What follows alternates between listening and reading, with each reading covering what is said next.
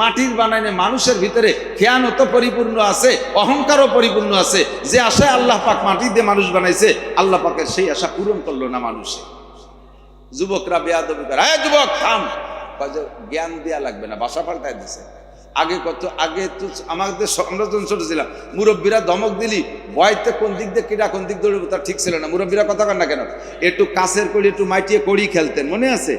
যদি বড় কাকা বাজে কাকা আসতো, ওরে বাবা পার শব্দ শুয়ে পেন ফুলিয়ে তুইয়ে স্যান্ডেলে তো ছেলই না, বাগান ছিঁড়ে 3 মাইল দৌড়তাম, 2 দিনের মধ্যে বাড়ি যেতাম না। এই ছিল আগেরই অবস্থা। আর এখন ছেলে আর বাপে একসাথে মার্বেল খেলে।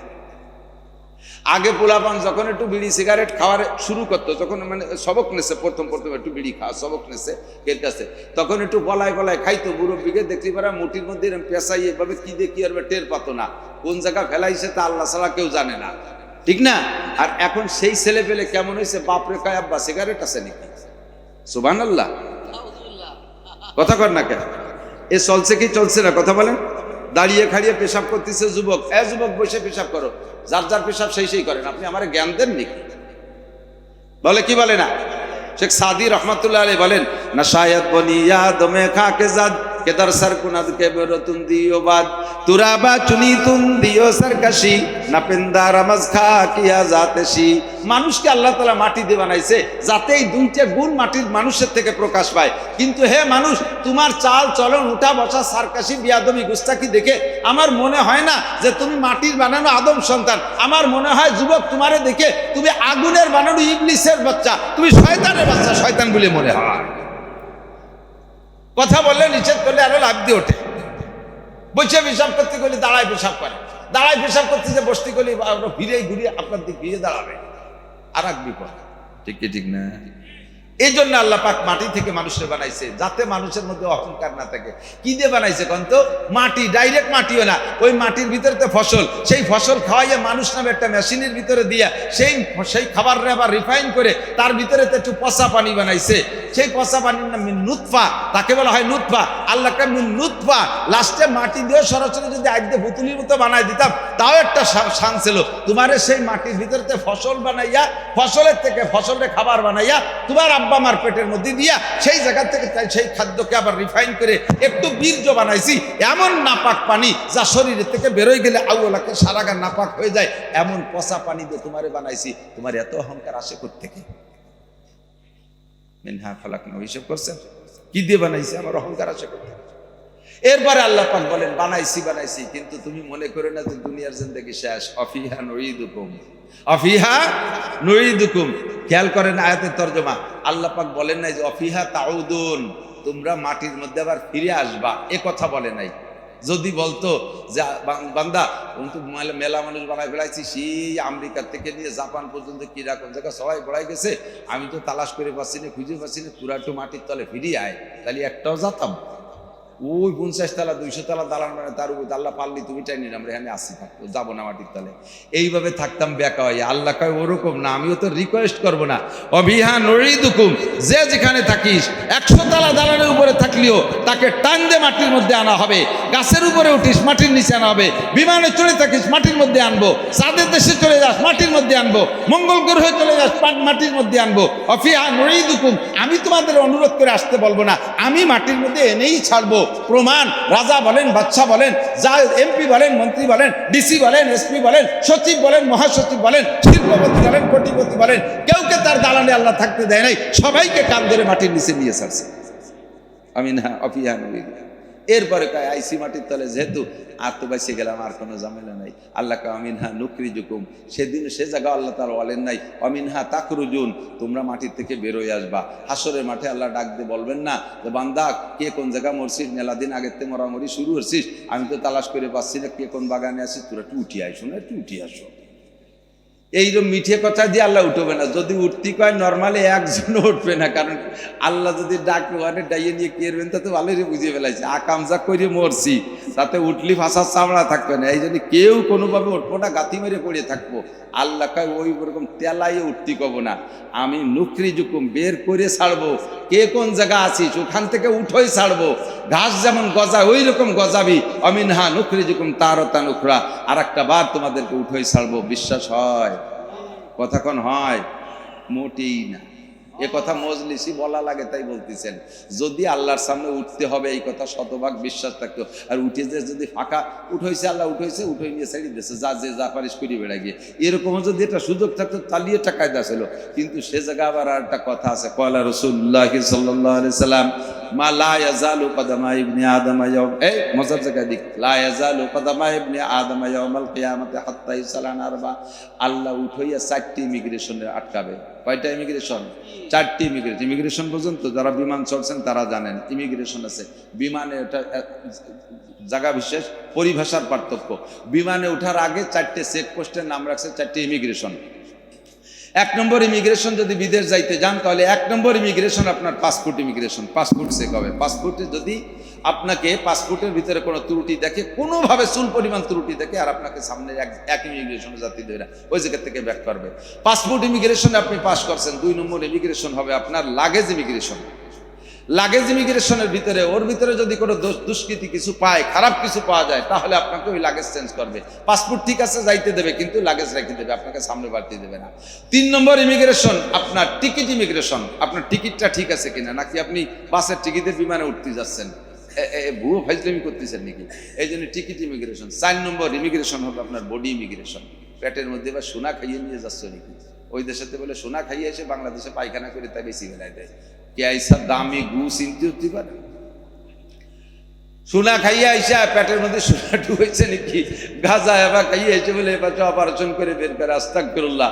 তো এই যে ইমিগ্রেশন 4 নম্বর হলো বডি ইমিগ্রেশন। এই 4 ইমিগ্রেশন, 1 ইমিগ্রেশন বাকি থাকতে আপনাকে বিমানে উঠতে দেবে না। কথা কোন ঠিক কি ঠিক না? আমি আটকা খেয়ে গেছিলাম একবার, কয়েক বছর আগে। বাংলাদেশ সরকার, এই আমলিক সরকার থাকতে নির্বাচনের 5-7 দিন আগের থেকে বাংলাদেশের মাহফিল বন্ধ হয়ে দিয়েছে, হুজুররা কোনো মাহফিল করতে পারবে না। তো চিন্তা করলাম যে মাহফিল যখন বাংলাদেশে করতে দেবে না, যারা মাহফিল করতে দেবে না তাকে ভোটই বা দেবো কীর্তি নিয়ে গিয়ে, তো দেশেই থাকবো না। সুযোগ পেয়ে চলে গেলাম মালয়েশিয়া ওই নির্বাচনের সময়। তো মালয়েশিয়া যাওয়ার পথে মানে মাহফিলের দাওয়াতে গেছি, আলহামদুলিল্লাহ এই মকসেদপুরের ছেলেপেলেরা ওরা দাওয়াত দিয়েছিল। তো ওখানে যাওয়ার সময় বিমানে উঠবো, সব 3 ইমিগ্রেশনে পাস করছি, কিন্তু বডি ইমিগ্রেশনে ধরা পড়ে গেছে। যখনই আমার বডির দিকে মেশিন ধরে লাল বাতি জ্বলে ওঠে, ক্রিং ক্রিং করে ওঠে। যারা আমার বডি ইমিগ্রেশন করতেছে সবই আমার চেনে, আমার অশোনে, ওরাও লজ্জা পাচ্ছে। ঘটনা কি কইতে তো পারে না, পাবলিকলি তো কত যে সব খুলিয়ে ফেলেন। জামাও খুলে দেখাইছি, গেঞ্জি খুলে দেখাইছি, আর তো কিছু খোলার নাই। ফিরে আবার সে সবগুলো পরিটরে বললাম এবার মাপ দি, এবারও মেশিন ধরছে, ক্রিং ক্রিং করে ওঠে। বড় বেকায়দা, সবাই আমার দিক চেয়ে রয়েছে, হুজুর যেন কি আকাম করতে যাচ্ছে এবারে। ভয় পান পরান কাঁপতেছে, আল্লাহ লজ্জাতে যে আবার দৈরি টেনে আটকায় না ফেলেছে। বডি ইমিগ্রেশনে ধরা পড়তেছি কেন, কিচ্ছু নাই পকেটে, চাবি চুরি করেন সব। এর মধ্যে ফেরেস্তা পাল্টে গেল। ওরা যারা এতক্ষণ পরীক্ষা করছে, এই ফেরেস্তা পাল্টা একটা মহিলা ফেরেস্তা পাঠাইছে। এই মহিলা এসে একটা মেশিন এনে আমার দিকে এরকম ধরে একটা লাইট মারলো। লাইট মেরে কা, হুজুর আপনার বুক পকেটে দেখেন ছোট্ট একটা এই আছে, ডায়েরি আছে। এই ডায়েরির ডায়ালের মধ্যে দেখেন এখন ব্লেড আছে, ওই ব্লেডে আপনার আটকে ফেলেছে। সত্যি খুলে দেয় যে ডায়ালের ভিতরে একখান ব্লেড, তা পুরো জং পড়ে গেছে। কবে যেন নখ কাটছি কোন জায়গায়, তা হাতে কাটে ফেলালি ক্ষতি হবে বলে ওর মধ্যে দিয়ে দিছি, তার বেরোতে আমার মনে নেই। আমার বডি ইমিগ্রেশন আটকায় ফেলাইছে। আমি আজীব হয়ে গেলাম, আল্লাহ এই মহিলা কত বড় বুজুর্গ। আইসি আমার দিক চাইয়া আমার মুখ এই জায়গা থেকে ব্লেড খুঁজে বের করে ফেলাইছে। আমি সেখান থেকে ওয়াজ কালেকশন করছি। দোস্ত, দুনিয়ার মানুষের বিমানের গাড়িতে, বিমানে উঠতে তার আগে একটু বাসে নেয়, খানিক দূর বাসে নিয়ে তারপরে বিমানে উঠায়। তুই এই বাসে উঠার আগে, বিমানের বাসে উঠার আগেই আমাকে 4টে ইমিগ্রেশন আটকায়। একটা ইমিগ্রেশন বাকি থাকতে আমাকে সামনে যাইতে দেয় না। নবী পাক এই কথাই বলেন, কিয়ামতের মাঠে তুমি কে আল্লাহ পাক উঠাবেন তোমাকে। নুখরিজুলাহুম ইয়াওমা, রব্বুল আলামিন বলেন السابقون الأولون من المهاجرين والأنصار والذين اتبعوهم بإحسان رضي الله عنهم ورضوا عنه। শুনছেন নাকি আয়াত খেয়াল করছেন? আমার শুন নাই, আমি এভাবেই বলি, এভাবেই বলবেন ইনশাআল্লাহ যতটুকু পারি। السابقون الأولون من المهاجرين والأنصار, সাহাবায়ে কিরামদের প্রথম 2 দল, এক দলের নাম মুহাজির আর এক দলের নাম জানেন না? আর এক দলের নাম কি? আরে ব্যাটালিয়ান আনসার মনে রাখলে তো। আমাদের দেশে তো যে কত আনসার আছে, আমাদের দেশের আনসার রাখলে সোজা নাম বুঝতে পারি না। নামাজ কালামের দাঁত ধরে না, মন্দির পাহারা দেয়, যাইয়ে তাকে সাথে লাড্ডু মাড্ডু খাইয়ে আসে। লাড্ডু খা আনসার আছে না? এই আনসার না, এই আনসার সে আনসার না। একজনের নাম আতর আলী, শুনে মনে হয় যেন কি পরিমাণ গিরান, তার বগল দিয়ে চুষো মরা গন্ধ, গালে কুইয়ে গন্ধ, নাম তো আতর আলী। আতর আলী হলি গায়ে গিরান হয় না, ঠিক না? এই আনসার সেই আনসার না। সাহাবায়ে কেরামদের ভিতরে দুই দল, মুহাজিরিনা আল আনসার। আল্লাহু আকবার। শুনলে আজীব হবেন আনসারদের সাওয়ানেহ, তাদের জীবনী শুনলে। একটা দুটো বলি ছোট্ট করে, আনসার কারা, তাদের জীবনী হালাত কেমন ছিল। নবী পাক মক্কা থেকে যাদেরকে নিয়ে গেছে মদিনায়, তাদের নাম তো মুহাজিরিন। তার ভিতরে আবু বকর আছে না? হাজী সাহেব আছেন নাকি কেউ? হাজী সাহেব আছেন। আবু বকর রাদিয়াল্লাহু তাআলা আনহুর বাড়ি দেখছেন না? হিলটন টাওয়ার, বিশাল বিল্ডিং, ওর ভিতরে নামাজের ফ্লোর আছে একটা অনেক বড়। এক বিঘে আমাদের এখানে 52% বিঘের 1 বিঘের চেয়ে বেশি হবে, এত বড় জায়গা আবু বকর রাদিয়াল্লাহু তাআলার বাড়ি। এই জায়গাটার উপরে বিশাল বিল্ডিং, মক্কার ঘরের পাশে একেবারে নিকটে। ও পাশে আবু জাহেলের বাড়ি আর হুজুরের বাড়ি, সফা মারোয়ার ওই পাশে, আর এই পাশে মিসফালা রোডে ঢুকেই ডান পাশে আবু বকর রাদিয়াল্লাহু তাআলার বাড়ি। কাবা ঘরের এ পাশে আর ও পাশে, এত নিকটে আর কাহারও বাড়ি নেই। এখন ওই জায়গা কোনো জমি কেনা বেচা হয় না। যদি কিনা বেচা করতে হয়, কোনো ধনাঢ্য ব্যক্তি যায় যে আমার বাচ্চা এখান থেকে একটু জমি বেচেন আমার কাছে, কোনো মতেও না। কেউ কেউ বলে যে ও জায়গার 1 ফুট জমি কিনতে 1 ফুট স্বর্ণ লাগে। এই জায়গাটা আবু বকরের বাড়ি। ফেলাই থুইয়া রসুলের সাথে মদিনায় চলে গেছে। কত বড় ত্যাগ! গল্পই শুধু বলি আর আপনারা শোনেন, আমরাও জানি আর বলি, আপনারাও শোনেন, কিন্তু সেই চেতনার সেই দরদ আমার আপনার কাহারও মধ্যে নাই। বউ বাচ্চা সব ফেলে রেখে, বাচ্চা কাচ্চা কেউ রে নেয় নাই, সব রয়ে গেছে মক্কায়। আর উনরা দুইজন চলে গেলেন। কি পরিমাণ নির্যাতন তাদের উপর হবে এটা ভালো করে জানে আবু বকর। কোনো তোয়াক্কা না করে, আল্লাহ ডাক দিয়েছে, রসুল ডাক দিয়েছেন, বাস চলেন যাই। আল্লাহু আকবার। মদিনায় যারা ছিলেন তাদের কুরবানি কেমন? এরকম মুহাজিরিন সাহাবাদের প্রত্যেকেরই কুরবানি আছে। মদিনায় যারা ছিলেন আনসার, তাদেরকে হুজুর গিয়ে বললেন, চাইয়েই 4টে ওয়াজ করছেন। কয়টা? 1 নম্বরে আফসুস সালাম, আপোষে বেশি বেশি সালাম দাও। মদিনায় যাইয়ে হুজুর 4টে ওয়াজ করছেন। একেবারে সর্বপ্রথমে 4টে ওয়াজ আবু আইয়ুব আনসারীর বাড়ি বৈশা। আফসুস সালাম, বেশি বেশি সালাম দাও। কত বেশি সালাম! এই একটা গাছের এই পাশে একবার দেখা হয়েছে, সালাম দিয়েছে, গাছটা ঘুরে আইছে, আর একবার দেখা হয়েছে, আবারও বলো আসসালামু আলাইকুম ওয়া রাহমাতুল্লাহ। কারণ সালাম হলো 1 নম্বর দোয়া। একেবারে নগদে সামনের পার্ট মেনশন করে টার্গেট করে দোয়া।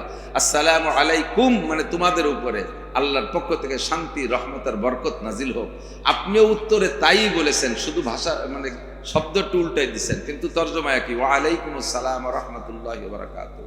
আপনার উপর আল্লাহর শান্তি আর রহমত আর বরকত হোক। সকলে যদি একে অপরকে বারবার এরকম সালাম দিয়ে করি, তার মানে এত পরিমাণ দোয়া করি, তাহলে আল্লাহ পাক রব্বুল আলামিন আসমান থেকে রহমত, শান্তির বরকত নাজিল করতে বাধ্য হয়ে যায়। এই জন্য আফসুস সালাম, বেশি বেশি সালাম দাও। দেবেন তো সালাম বেশি বেশি, স্যালুট দেবেন না। ইসলামের পদ্ধতি একে অপরকে সালাম দাও। আসসালামু আলাইকুম পরিষ্কার করে বলবেন। ফোনে সালাম দেয় কিরকম? ওয়ালাইকুম স্যার, ছয়কুম স্যার। স্যার কত ছিল যে থাকতে ছয়কুম, চমকুম, সুমুকুম, এটা সালাম দিচ্ছে। এলে টেডি সালাম, মোবাইল সালাম। সালাম হবে কেমন? আসসালামু আলাইকুম ওয়া রাহমাতুল্লাহ। আল্লাহ পাকও সালাম দেওয়া, সালামের উত্তর দেওয়ার পদ্ধতি বলে দিয়েছেন। ওয়াইজা হুইয়িতুম বিতাহিয়াতিন ফাহাইয়ু। যখন কেউ তোমাকে সালাম দেয়, তুমিও জবাব দাও। বিআহসানা মা হুইয়িতুম আও রুদ্দুহা। যে পরিমাণ দেশে তার চাইতে ভালো দাও, অথবা সমপরিমাণ দাও। তার চেয়ে ভালোর পরিমাণ রাসূলুল্লাহ সাল্লাল্লাহু আলাইহি ওয়াসাল্লাম শিখাইতেছে। আসসালামু আলাইকুম ওয়া রাহমাতুল্লাহি ওয়া বারাকাতুহু। যদি কেউ আপনাকে বলে আসসালামু আলাইকুম, এতেই যথেষ্ট, ওয়াজিব আদায় হয়ে গেছে, সুন্নত আদায় হয়ে গেছে। আপনি ওয়াজিব আদায় করছেন, কর্তব্য দিয়ে ওয়া আলাইকুমুস সালাম, বাস সমান সমান হয়ে গেছে, সমস্যা নেই। তবে আল্লাহ বলছেন একটু বাড়াই পাও। আপনি কি বলবেন? ওয়া আলাইকুমুস সালাম ওয়া রাহমাতুল্লাহ। যদি সালামদাতা বলে, এই যুবকরা খেয়াল করে শোনা, যদি সালামদাতা বলে আসসালামু আলাইকুম ওয়া রাহমাতুল্লাহ, তাহলে আপনি আরেকটা বাড়াই দেন, ওয়া আলাইকুমুস সালাম ওয়া রাহমাতুল্লাহি ওয়া বারাকাতুহু। যদি সালাম দেনেওয়ালাই এই তিনটা কয়ে ফেলায় আসসালামু আলাইকুম রহমতুল্লাহি ওয়া বারাকাতু, তাহলে রুদ্দুহা, সে যতটুকু বলছে অতটুকু বলো, হুজুর বলছেন আর বাড়াইও না। তা আমরা অনেক সময় কেরামতি যাই, ওয়ালাইকুম আসসালাম রহমতুল্লাহি ওয়া বারাকাতুহু ওয়া মাগফিরাতুহু ওয়া জান্নাতুহু ওয়া জাহান্নামুহু ওয়া কুদরতুহু ওয়া দাখিলুহু ওয়া খারিজুহু, কুতি তালে তাই কি পণ্ডিতের বিটা পণ্ডিত, অতখানি কোয়া লাগবে ওয়া বারাকাতুহু পর্যন্ত শেষ। ঠিক আছে তো, বেশি বেশি করে সালাম দেয়। আত'ইমুত তাআম, 2 নম্বরে হলো আমার সাথে মক্কা থেকে অনেকে আইসা, তারা অনেক অনেক জায়গা জমি সম্পদ ফেলে রেখে আসছে। আজকে তোমাদের মদিনার কাছে, মদিনা আনসারদের কাছে আইসা তারা মুসাফির হয়ে গেছে, যারা মুহাজির, তাদের কিচ্ছু নাই। অনেকের স্ত্রী বেলায় চলে আসছে, সুন্দরী স্ত্রী ছিল তাও আনতে পারে নাই, সুন্দর বাচ্চারা ছিল তাও আনতে পারে নাই, একটা টাকাও নিয়ে আসতে পারে নাই, কোনো মতে যান বাসায় পেট বাসায় পিঠ বাসায় চলে আসছে। এই 7 দিনের পথ পায়ে হেঁটে, উটের পিঠে ঘোড়ার পিঠে চলে আসছে 450 কিলোমিটার, এতটা লং পথ জার্নি করে আসছে। আতিমুত তাআম, তোমরা তাদের চাইলে খাতি দিও। তারা যদি নিজ দেশে থাকতো ভাতের অভাব ছিল না, তাদের খেজুরির অভাব ছিল না, বরঞ্চ তারা যে জায়গায় ছিল সে জায়গা সম্পর্কে ইব্রাহিম আলাইহিস সালাম দোয়া করে গেছে, আল্লাহ রাব্বি জাআল হাযাল বালাদা আমিনা ওয়ারযুক আহলাহু মিনাত তামারাত, রব্বুল আলামিন এই শহরে যারা বসবাস করবে তাদের নিরাপত্তা তুমি দিও, আর দুনিয়ার যে প্রান্তে যত ফল ফ্রুট হোক না কেন সব ফল তুমি এদেরকে আগে খাওয়াইও। গিয়ে দেখবেন, যদি আল্লাহ ভাগ্যে নসিব করে যে গিয়ে দেখবেন সারা পৃথিবীতে যে দেশে যত ফল আছে সব ফল মক্কায় পাওয়া যায়। ফলওয়ালা নিজে খাওয়ার আগে মক্কার জন্য পাঠাইয়া দেয়। বাংলাদেশে কত প্রকারের ধান হয়, আপনারা কি ধান খান? সবচেয়ে ভালো যে দামি ধান আর চাউল, সেই চাউলটা চলে যায় মক্কায়। পাকিস্তানের 1 নম্বর বাসমতি চিকুন শাল, তারপরে কি হয় বউ পাখি, রান্ধনি পাগল, এই সমস্ত দামি দামি চাউল মক্কায় সব পাওয়া যায়। ইব্রাহিম আলাইহিস সালামের দোয়া সেই থেকে নিয়ে 4000 বছর পর্যন্ত এখনো চলে। সে জায়গা খাদ্যের কোনো ঘাটতি নাই, সব কিছু ফেলে রেখে চলে আসছে তারা এখানে মদিনায় আসার পরে। তাদের খাদ্য সংকট, ঘর নেই, বাড়ি নেই, জায়গা নাই, জমি নেই, বিবি নাই, বাল বাচ্চা নাই, তারা বড় অসহায়। কাজে আত'ইমুত তাআম, তোমরা এই অসহায় মানুষদেরকে খানা খাও। 3 নম্বর কথা হলো, যারা বাহির থেকে আসছে, যারা বাহিরের থেকে আসছো, তোমরা অন্য মানুষদের কাছে আসছো, মদিনাওয়ালাদের কাছে আসছো, স্থানীয় তাদের একটা প্রভাব থাকতে পারে, স্থানীয় একটা পাওয়ার তাদের থাকতে পারে। এই পাওয়ার বলে কখনো যদি তারা শক্ত কথা বলে ফেলে, তোমরা মুহাজিরিন যারা আছো তারা জোরে কথা বলবা না, আলীনুল কালাম, তোমরা নরম কথা বলবা। আর হে মদিনাওয়ালা আনসার, বহিরাগত মুহাজিরিনদের সাথে কখনো শক্ত কথা বলবা না, আলীনুল কালাম, জবান দিয়ে কথা বলবা, নরম কথা। আল্লাহ পাক শরীরের ভিতরে অনেক অঙ্গ প্রত্যঙ্গ তৈরি করেছেন, কথা বলার অঙ্গ মাত্র 2টা। জোরে বলেন কয়টা? একটা চোখ আর একটা হলো কান। একজন মানুষ হাই হুই করে, চোখ দিয়ে কথা কয়, কান দিয়ে কথা কয়। কথা কয় কি দিয়া? মুখের মধ্যে 2টা পার্টস লাগে কথা বলতে, ঠোঁট আর জিহ্বা, ঠিক না? দাঁত নাই, বুড়ো বুড়ো মানুষ কথা কয় না, একটু অস্পষ্ট হয়, 2-1টা অক্ষর ভালো করে কইতে পারে, কিন্তু ঠোঁট না থাকলে কথা কওয়ার কাজ, আর জিহ্বা না থাকলে তো আরই মাইর খাইছে, ঠিক না? কথা বলার অঙ্গ কয়টা? জিহ্বা আর ঠোঁট। এই 2টি অঙ্গের মধ্যে হাড় আছে, এই 2টির মধ্যে হাড্ডি আছে। জবানের জিহ্বার মধ্যে হাড্ডি নাই, ঠোঁটের মধ্যে হাড্ডি নাই। এক শায়ের বলেন, আজবারায়ে নরম গুপ্তান সুজবাবে উস্তাখা গুপ্তগু এলা মুলায়েম নিস্তেকারে আকেলা। সব অঙ্গের মধ্যে হাড় দিছে আল্লাহ। কথা বলার যে 2টি অঙ্গ, এর মধ্যে হাড্ডি দেয়নি। কেন দেই নেই? এই 2টিরে নরম রাখছে যাতে তুমি মিষ্টি মিষ্টি নরম নরম কথা বলতে পারো। এই ঠোঁট আর জিহ্বারে নরম রাখছে যাতে তুমি নরম নরম মিঠে মিঠে কথা বলো। কিন্তু দুঃখের বিষয় হলো, এই নরম যে গরম, এর চাইতে আড়ালারা অত গরম না। আর এক শায়ের বলেন, যারা হাতুস সিনানে লাহাল তিয়ামু ওয়ালা ইয়ালতামু মা যারা হাল লিসানু। দাউদে কোপ দিলি কাইটে যায়, সেলাই দে মলম দিলি সাইরে যায়। কাশিদে কোপ দিলি কাইটে যায়, সেলাই দে মলম দিলি সাইরে যায়। কতক্ষণ সারে না? কিন্তু জিহ্বে নরম অঙ্গ, এ দিয়ে কোপ দিলি এমন কাটা কাটে, কোনোদিন তার দাগ মেটে না। এরপরে হাজারো হাদিয়া তোবা, যত যা কিছু দিয়ে খুশি করুক, তারপরও কাজে তুই যা দিস আর না দিস, তুই আমার সামনে আসিস নিয়া, তোরে দেখলি আমার সেই শোকের কথা জ্বলিয়ে মনে পড়ে, ঠিক না?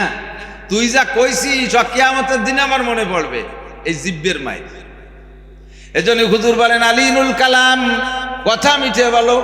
শরীরের ভিতরে যে কটা অঙ্গের আর নাই সেই কটা কিন্তু ভাজিলির ভাষা। দোয়াই দেখছেন আরো অনেক জায়গায় আর নাই, চোখেও আর নাই, চোখের মায়ের বড় মায়ের, জিব্বে হাড় নাই আর এক মায়ের। যে যে জায়গায় হাড় নাই আরো যেদিক যাবেন সেদিক, আর সব ডাক্তার নাম কোয়া যাচ্ছে না, জাগের মধ্যে হাড় নাই ওই কটাই ভাজিলির ভাষা। হুজুর কয় জিরমুহু সগীর ওয়া জুরমুহু কবীর, লজ্জাস্থানে হাড্ডি নাই। জিব্বে এ কথা টাকা, এ বাসে কথা টাকা, এ পিছনে কথা তো বাড়ি জরুরি হলি মাইক কর, নালি চুপ করো। জিরমুহু সগীর ওয়া জুরমুহু, দুইটা অঙ্গ বডিতে অনেক ছোট কিন্তু তাদের ক্ষতি বড় বেশি, তাদের অপরাধ সবচাইতে বড়। এক নম্বরে জিহ্বা, দুই নম্বরে হলো শরমগা। কথা বলেন ঠিক না? মানুষের যত বিপদে পড়ে এই দুইটি অঙ্গের কারণে যে পরিমাণ বিপদে পড়ে, বাকি সব অঙ্গের কারণে ওই রকম বিপদে পড়ে না। কামাল আস্তে তার নাফসে ইনসা সাকুন তু খুদরা বাগুফতারে না কিসমাকুন। আল্লাহু আকবার, কি আজীব আজীব কথা। শেখ সাদি রহমাতুল্লাহ আলাইহি বলেন কামাল আস্তে তার নাফসে ইনসা সাকুন তু খুদরা বাগুফতারে না কিসমাকুন। মানুষের যোগ্যতা ফুটে হইতে হলে জবানের কথার দ্বারা, ঠিক না? এদেশের মানুষ এক সময় বঙ্গবন্ধু শেখ মুজিবুর রহমানের ভাষণে 7.5 কোটি বাঙালি ঝাঁপায় পড়ছে যুদ্ধ করার জন্য, তার কথার কারণে সব গরম হয়ে গেছে। আবার একই কথার কারণে সেই মানুষ তিনি হোক আর যেই হোক, আমি মৌলানা নাসির, আমার মতো কত নাসির গোপালগঞ্জ পড়ি রয়েছে, এটা আছে না? আমার একটু জবান আল্লাহ দেশে, এর কারণে বাংলাদেশের লক্ষ লক্ষ মানুষ চেনে। আবার এই জবানটারে যদি উল্টো ভাবে ব্যবহার করি, যেমন ভালোভাবে চেনছে ওই রকম উল্টো ভাবে চেনবে। প্রশংসা করতে হ্যাঁ একেবারে চলে আছে আল্লাহ মাতু দাহার কুমকুয়াত নাহার কালাকাছে থোড় হাওড়ার ব্রিজ, রহিসুল শায়াতিন, মুআল্লিমুল মালাকুত, আন্তর্জাতিক ক্ষতি সম্পন্ন ইত্যাদি 5 লাইন লেহে তারপরে আমাকে নামটা পাই। এই জিব্বের কারণে, কথার কারণে। আবার এমন একটা কথা বলে দিতে পারি যাতে আমার নাম জীবনে আর কোনদিন পোস্টারে লাগবে না, আমাকে উচ্চারণই করবে না মানুষ। হতে পারে কি পারে না? সব এই জিব্বের মাইল। আর হাজার দিক দিয়ে আমি ভালো আছি, আল্লাহ না করুক যদি শরমগার দিক দিয়ে আমি অ্যাক্সিডেন্ট করে বসি, এইটা যদি ভাইরাল হয়ে যায়, প্রকাশ পেয়ে যায়, তাহলে মানুষ আমাকে জুতা মারতেও ঘৃণা করবে। দুইটা অঙ্গ দেখতে ছোট কিন্তু কাজে বড়। এই জন্য নবী পাক এই দুইটি অঙ্গের সাথে জান্নাতের কন্টাক্ট নেছে। যুবক শোনো, নবী পাক বলেন মাইয়াজমাল্লি মা বাইনা লাহিহি ওয়া মা বাইনা রিজলাইহি আজমাল লাহুল জান্নাহ। যে ব্যক্তি মাত্র দুইটি অঙ্গের জিম্মাদারি নিতে পারবা, অনলি কয়টা? জোর হলো না? আরেকবার, দুইটি অঙ্গের জিম্মাদারি আমাকে নিতে বলা হয়েছে, তাহলে আমার জান্নাতের জামিন হবে বিশ্বনবী মুহাম্মদুর রাসূলুল্লাহ। আল্লাহর নবী যদি কের জান্নাতের জামিন হয়, ওই লোকটার জান্নাত নিয়ে কোনো টেনশন আছে? কথা বলেন আছে? বর্তমান সময়ের বাংলাদেশের প্রধান ডক্টর ইউনূস সাহেব, প্রধান উপদেষ্টা, উনি যদি আপনাদের বল্লভদী গ্রামের কাহারও চাকরির দায়িত্ব নেয়, তাহলে তার চাকরি নিয়ে কি আর টেনশন থাকার বিষয়? নবী পাক আপনার আমার জান্নাতের দায়িত্ব নিয়েছে, দুইটি অঙ্গের জিম্মাদারি আমাকে নিতে বলছে। যুবক, একটু কষ্ট করে নাও। 1 নম্বরে মা বাইনা লাহিয়াইহি, 2 নম্বরে মা বাইনা রিজলাইহি। 1 নম্বরে 2 মাড়ির মাঝখানে ছোট্ট অঙ্গ জিহ্বা, 2 নম্বরে 2 রানের মাঝখানে ছোট্ট অঙ্গ শরমগা। এই দুইটারে হেফাজত করো। নবী পাক বলেন আলিনুল কালাম, মিষ্টি মিষ্টি কথা বলবা, নরম নরম কথা বলবা, কেউরে কটাক্ষ করে কথা বলবা না, কথা দিয়ে মানুষকে কষ্ট দিবা না। 2 নম্বর ওয়াজ, 3 নম্বর ওয়াজ। 1 নম্বরে আতিমুত তাআম, 2 নম্বরে আলিনুল কালাম, 3 নম্বরে আফসুস সালাম, 1 নম্বরে আলী আতিমুত তাআম, 2 নম্বরে আলী, 3 নম্বরে আলিনুল কালাম, 4 নম্বরে সাল্লু বিল লাইলি ওয়ান নাসু নিয়াম। মানুষ যখন ঘুমিয়ে থাকবে তুমি সেই সময় একটু উঠে যাও। তাতাজাফা জুনুবুহুম আনিল মাদাজি ইয়াদউনা রাব্বাহুম খাওফান ওয়া তামা। সব মানুষ ঘুমিয়ে আছে, ওই সময় উঠে 2 রাকাত নামাজ পড়ে মালিকের কাছে হাত তোলো আল্লাহ। এখন চাওয়া চাইর কোনো ভিড় নাই, চাওয়া চাইর কোনো ভিড় নাই। যখন ভিড় থাকবে না সেই সময় আমি একা গেলে সেই কাজটা যত সুন্দর হবে, ভিড়ির মধ্যে গেলে সেরকম হবে না। আজকে আমার মাদ্রাসার কাজ নিয়ে ডিসি স্যারের কাছে গেছি গোপালগঞ্জ, যাইয়ে দেখি 500-600 মানুষ দাঁড়ানো রয়েছে। আমাকে উনি যদি জানে যে মৌলানা নাসির সাহেব আছে সবার আগে প্রাধান্য দেবে, কিন্তু ওনার এমার্জেন্সির ভিতরে জরুরি বৈঠকের ভিতরে আমি এই ডিস্টার্ব করতে পারি না। যখন ভিড় দেখছি এই ভিড়ের মধ্যে আমার অতটা গুরুত্ব নাও দিতে পারে, টুপ করে চলে আসছি, কথাবার্তা না বলে পিয়নের সাথে বলছি সময় মতো সুযোগ মতো স্যারের সাথে আমার একটু যোগাযোগ করাই দিবা, স্যারের একটু দাওয়াত দেবো, মাদ্রাসার একটু কাজ আছে। আপনি দুনিয়ার দিক দিয়ে এরকম নির্জন মুহূর্তটা খুঁজে, যাতে একা গেলে সেই সময় কাজটা সুন্দর হয়। সব সময় সজাগ অবস্থায় হাজারো লাখো মানুষে চায়, তাতে আমার আল্লাহ বিরক্ত হয় না। ভিড় হয়ে যায় এ কারণে আমাকে স্মরণ করতে পারে না, এরকম দুর্বল আল্লাহ আমার না। আমার আল্লাহ কোটি কোটি মানুষ একসাথে চাইলেও তার ভিতরে প্রত্যেককে আলাদা আলাদা ভাবে লক্ষ্য রাখার যোগ্যতা রাখে কি রাখে না? তবে যখন সব মানুষ ঘুমিয়ে আছে, আপনি ওই সময় একটা আল্লাহ একটা আদর নিয়ে যাইতে পারেন। ও রব্বুল আলামিন, দেখো ঘুমের সময় সব মানুষ ঘুম, আমার যে মহা বিপদ, এই বিপদ নিয়ে আমি ঘুমাইতে পারি নাই, আমি চলে আসি, রব্বুল আলামিন আমার জীবনের সব গুনাহগুলো আগে মাফ করে দাও। আল্লাহ, আব্বা মা আমাকে জীবন ভরে লেখাপড়া শিখাইছে, লক্ষ লক্ষ টাকা আমার পিছনে খরচ করছে, এখন সরকারি কোনো চাকরি পাই না, আয়ের কোনো ইচ্ছা পাই না, বৃদ্ধ আব্বা আমাকে কি করে আমি ইনকাম করে খাওয়াবো? রব্বুল আলামিন তুমি আমার আয়ের সোর্স খুলে দাও। আরে রাজা বাচ্চা, এমপি, মন্ত্রী, শিল্পপতি, রাষ্ট্রপতি, কোটিপতি, ভগ্নিপতিকে পিছনে দৌড়াইয়া লাভ নাই। ওই রাত্রে তুমি আল্লাহ পাক রব্বুল আলামিনের কাছে হাত তুলে যাও। আল্লাহর রাসূল বলেন, মান হাফাজা আলাস সালাওয়াত, এ যুবক আমার দিক তাকাও, রিজিকের জন্য তুমি কত জায়গা দৌড়াইছো, তোমাকে সহজ একটা আমল শিখাইয়া দেই। এই আমল রেগুলার করলে ইনশাআল্লাহ আল্লাহ পাক রুজির বরকত বাড়াইয়া দিবেই দেবে। নবী পাক বলেন, মান হাফাজা আলাস সালাওয়াত, যে ব্যক্তি 5 ওয়াক্ত নিয়মিত নামাজ পড়ে, আকরামাহুল্লাহু বিখামসি খিসাল, আল্লাহ পাক তাকে 5টি পুরস্কার দান করেন। 1 নম্বরে নাম্বার 1, 1 নম্বর একেবারে নাম্বার 1, 1 নাম্বার ইরফান গুজিকুল আইশ, নামাজি ব্যক্তিকে আল্লাহ তাআলা রুজির অভাবের মধ্যে ফেলে না। 1 নম্বর তোমার রুজির অভাব দূর করার জন্য নামাজি হবে 1 নম্বর আমল। নামাজি ব্যক্তিকে আল্লাহ রুজির অভাব রাখে না। 2 নম্বরে আযাবুল কবর, 5টা পুরস্কারের 2 নম্বর পুরস্কার হলো নামাজি ব্যক্তিকে আল্লাহ কবর আযাব দেয় না। কবরে আযাব আর কবরের শান্তি, এটা কি সত্যি কথা না মিথ্যে কথা? এ কি হুজুররা বাড়িতে নি কয়নি, আমার আব্বার বানায়নি কথা নেই। আযাবুল কবরে হকুন কলা মুহাম্মদুর রাসূলুল্লাহ সাল্লাল্লাহু আলাইহি ওয়াসাল্লাম, হুজুর বলেছেন কবর আযাব হক, বাঁচার আর কোনো আমল নাই।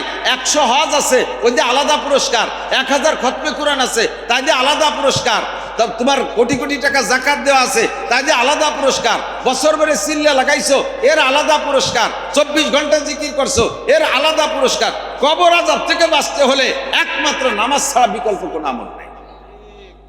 কবর আযাব থেকে বাঁচতে হলে, কবর আযাব থেকে, যদি কবর আযাবকে বিশ্বাস করেন তাহলে ইয়াকিন রাখেন কবর আযাব থেকে বাঁচার আমল কি, একটু মুখে বলবেন। কিয়ামতে যাতে অস্বীকার করতে না পারেন আর আমাকে পর দোষারোপ না করতে পারেন, এই জন্য মাঝে মাঝে মস্ক করাই। আপনারা কিয়ামতে ধরবে যে এই কবর আযাবের, কবরে গেলেই ধরবে এই কবর আযাব আসছে, তুই শুনিস নাই করেছিস, হুজুরটা কই নেই যে কবর আযাবতে বাঁচতে হলে নামাজ লাগবে। সেই সময় কি করবেন, আরে এই হুজুর খেলে দুনিয়ার ভাও গল্প সল্প করি ডৌডৌরি কাটাই গেছে। আল্লাহ চেনো না তুমি আমি কত ভালো মানুষ, যদি হুজুররা খালি নামাজের কথা একটু টাইট করে কত, তাহলে কি আমি নামাজ না পড়ি ছাড়ি?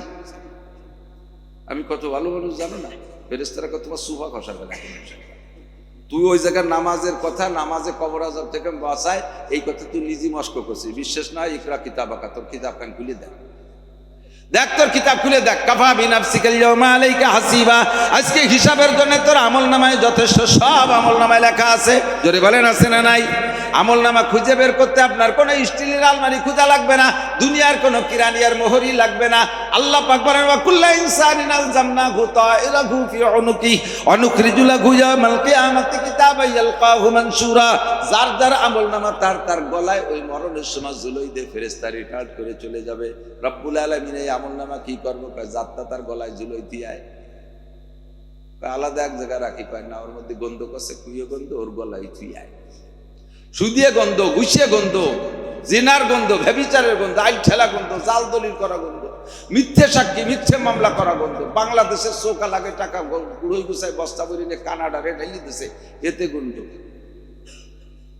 কানাডা চেনেন? দেশের নাম কানাডা। বাংলাদেশের চৌকালারা টাকা পাইনি, সব টাকা চলে গেছে কানাডার কাছে। এতে একটা গন্ধ হয় না, সব গন্ধর গলায় ঝুলে থুয়ে দেবে, আর সেদিন খুলে বের করে আজকে আমি মস্ক করাই দিছি, কবর আযাব থেকে বাঁচার উপায় একমাত্র আমলের নাম কি বলছেন তো সবাই? দূর বিশ্বাস হয় তা কি হবে? নামাজ যদি বিশ্বাস হয় যে কবর আযাব থেকে বাঁচার আমল নামাজ, আর কবর আযাব হক এ কথা যদি ইয়াকিন হয়, তাহলে একটা মানুষ আর বোনের ভুলে নামাজ ছাড়তে পারে না। যারা নামাজ পড়েন না তারা কবর আযাব বিশ্বাস করেন না। আমি 1 কোটি বার বলতে পারি, যারা নামাজ পড়েন না খোদার কসম তারা কবর আযাব বিশ্বাস করেন না। ফাসাউফা তারা ইজান কাশাফাল গুবার আবারসুন তাহতা রিজলিকা আম হিমার। অন্ধকার কেটে গেলে দোস্ত বুঝবা তুমি ঘোড়ার পিঠে বসা না গাধার পিঠে বসা। দুনিয়া থেকে বুঝতে পারতেছি না। মর্দ মারা সরবা সরদার খাবেদা গাছতে বেদারা কেউ রব আজজাহা। দুনিয়া যতক্ষণ আছেন ঘুম আছেন, কবরে যাওয়ার পরে সজাগ হবেন। আর সব চোখ সজাগ হলে যেমন সব দেখা যায়, কবরে যাওয়ার পরে সজাগ হবেন। ফেরেশতা দেখবেন, কবর আযাব দেখবেন, জান্নাত দেখবেন, সব কিছু দেখতে পারবেন। সেদিন দেখে চিৎকার করে বলবেন কি, রব্বানা আখরিজনা মিনহা ফাইন উদনা ফাইন্না জালিমুন রব্বানা আবসারনা ওয়া সামি'না ফারজিনা নামাল সালিহান ইন্না মুকিনুন। রব্বুল আলামিন দুনিয়ায় থাকতে বুঝি নাই, এখন তো সবই দেখতেছি, সব সত্য কথা, একটাও মিথ্যে না।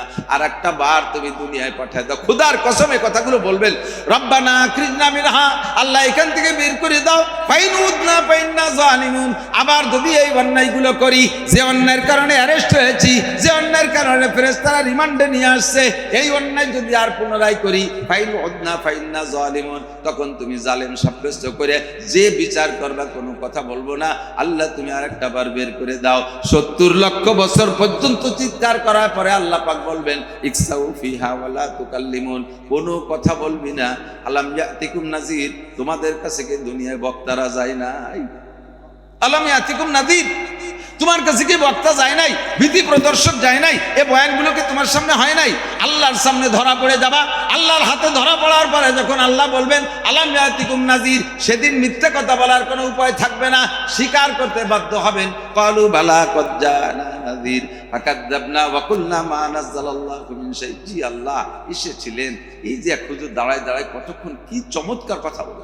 নামাজের কথা বলার সময় যুবকদের, সেও যুবক মানুষ, যুবকদের নামাজের জন্য দাওয়াত দিয়েছে, সে কেঁদেই ফেলছে। এরপরে আমাদের পুরন পরিচিত বুড়ো মাওলানা নাসির সাহেব আইসা, সেও কতভাবে চিৎকার করে বলেছিল, কিন্তু ফাকাযাবনা ওয়া কুলনা মা নাযালাল্লাহু মিন শাই, এ কথাকে সত্য বলে মানতে পারি নাই, বুঝে আসে নাই যে সত্যি নামাজের কারণে, নামাজ না পড়ার কারণে এই শাস্তি, আর পড়তে পারলে, পড়া থাকলে এই প্রতিদান, এ কথাটা সেদিন বিশ্বাস হয় নাই। আর একটা বার তুমি বের করে দাও, আর কোনোদিন ভুল করবো না। আল্লাহ পাক বলবেন কাল্লা, আর কখনো হবে না। ইকসাউ ফিহা ওয়ালা তুকাল্লিমুন, পড়ে থাক, আমার সাথে কোনো কথাই বলবি না। উপায় নাই। কবর আযাব থেকে বাঁচতে হলে তাহলে 2 নম্বর কি বলেন, আমাদের 5টা পুরস্কারের ভিতরে 2 নম্বর পুরস্কার কবর আযাব থেকে মাপ। 3 নম্বর পুরস্কার হলো ইউতিহিল্লাহু কিতাবাহু বিয়ামিনি। এ ভাই ভালো করে মনে রাখেন, কিয়ামতের ময়দানে ডাইন হাতে আমলনামা ছাড়া কোনো উপায় হবে? বিশ্বাস হয়? ডান হাতে আমলনামা পাওয়ার জন্য আপনার 100 হজ যদি থাকে, ডান হাতে আমলনামা পাবেন না। 1000 খানিক উমরা আছে, তাও ডান হাতে আমলনামা পাবেন না। লাখ খানিক খতমে কোরআন আছে, তাও ডান হাতে আমলনামা পাবেন না। আপনি কোটি কোটি টাকা মাদ্রাসা মসজিদ করে দিয়েছেন, তাও ডান হাতে আমলনামা পাবেন না। ডান হাতে আমলনামা পার আমলের নাম হলো নামাজ। নবী পাক বলেন, কিয়ামতে ডাইন হাতে আমলনামা পাইতে হলে লাগবে নামাজ। আপনি কবেন মনে মনে ভাবতেছেন বাম হাতটাকে পকেটের মধ্যে থুয়ে দেব, আমলনামা আসলেও ধরব না। তোমার ধরা লাগবে না দুদু, আত্রে মোড়াইয়া উল্টো পাশে ঘুরাইয়া বুকের মধ্যে দিয়ে ঢুকাইয়া ওই পাশে বাম হাত বের করে ওই দাঁড়িয়ে তোমার দেওয়া হবে আমলনামা। নিবানা যাবা কোথায়? ফাইনাল মাফার, কোথায় যাবা? যাওয়ার জায়গা আছে? দাবর দিলে দেশের সরকার চলে গেলে ইন্ডিয়া, পাকিস্তান, বিভিন্ন জায়গায় যে যারা থাকতেছে, আমাকেও যদি আরো আপদ বিপদ আসে সরিয়ে চলে গেলাম, কিন্তু ওই মাঠেতে তো সেরিজার কায়দা নাই। আছে কোনো জায়গা নাই। কাজী ডাইন হাতে যার আমলনামা আসবে সেই পার পাবে। এবার ডাইন হাতে আমলনামা মানে জান্নাতের সার্টিফিকেট। বলেন আল্লাহু আকবার। পাইতে হলে লাগবে কি? জোর হলো না? 5 ওয়াক্ত নামাজ। নামাজ মানে কি? মাঝে মাঝে 1 ওয়াক্ত। 5 ওয়াক্ত নামাজ মানে কি? 2 দিন নামাজ খালি 5 ওয়াক্ত খামসু সালাওয়াত, 5 ওয়াক্ত। 3 নম্বর পুরস্কার, 4 নম্বর পুরস্কার ডান হাতে আমলনামা পাইয়া এবার আপনি বলবেন, ও ফেরেশতারা জান্নাত কোন দিক দেখায় দাও। এবার ফেরেশতারা বলবে এই দিক দিয়ে জান্নাত। কদ্দূর আগে দেখবেন বিশাল এক নদী, তা পার হওয়ার কোনো কায়দা নাই, খিয়াও নাই, নৌকো নাই, ফেরিও নাই, বড় একটা ব্রিজও নাই, সিকুর একটা পোল আছে, নাম তার সিরাত। নাম কি? সিরাত, পুল সিরাত, নাম হলো সিরাত। বলতে যেমন লাগতেছে, বাস্তবে এরকম। 30,000 বছরের পথ। 30,000 বছর মানে কয় বছর? 30,000 মানে 2 বছর। 30,000 মানে 30,000। উঠতে এভাবে 10,000 বছর উঠতে হবে, সমতলে 10,000 বছরের পথ চলতে হবে, নামতে হবে আর 10,000 বছরের পথ। আমাদের দেশে মাঝে মাঝে বাঁশের শাখো দেয় না, চার দেয় না খালের উপরে। যদি নিচের পাততলের বাঁশখান একটু দুর্বল হয়, তাহলে দেখে যে উপরে ধরার খান কেমন আছে, তলের খান ভেঙে গেলে ওই দিকে ঝুলতে ঝুলতে বসেছিল। এই বুলসিরাতের এই জায়গা যাই এদেশে দন্নার বাসটা নাই, আর নিচের যা তার মধ্যে পাও দেওয়া যায় না, চুলের চাইতে চিকুরার হীরার চাইতে দাঁড়, ওরবার পাও দিলি কাঠি বুড়িয়ে যাবে। বয়তে আমল নামা যদিও ডাইনাতে আছে, আবার ফেরেশতারা কইছে এই গাং পার হয়ে উপার যাই, ওই পদ্মা পার হয়ে মাওয়াইতে যাও আর আড়ি সাইতে যাও, উপার না গেলে ঢাকা যাওয়া যাবে না। এই জান্নাতে নদীর উপার পার হবো কিভাবে? ভয়তে আমল নামা ধরে চুপ করে বসে পড়ছে। আল্লাহ তাহলে আর আমাকে কপালে বেসতে নেই, ডাইনাতে আমল নামা পাইছি, এই জায়গা বেশি কি দিতে একটু ছেড়ে দিতে সব বন্ধুরই বসে। এমন কয় যে বসে থাকলে তো কাজ হবে না, জাতি তো আবার হবেই। কিভাবে? চোখ খুলে দেখা যায় ওই পাশে চলে গেছে, কোন ভাগে তার টেরও পাবেন না। চোখ খুলেই দেখবেন যে আপনি ওই পাশে। এর নাম হলো ইয়ামুরু আলা সিরাতিল বারক, বিদ্যুৎ গতিতে পার হবেন। পুল সিরাত পার হওয়ার জন্য 100 হজে কাজ হবে না, 1000 খানিক উমরায় কাজ হবে না, লক্ষ কোটি টাকা দান করলে পুল সিরাত পার হওয়ার কোনো উপায় নাই।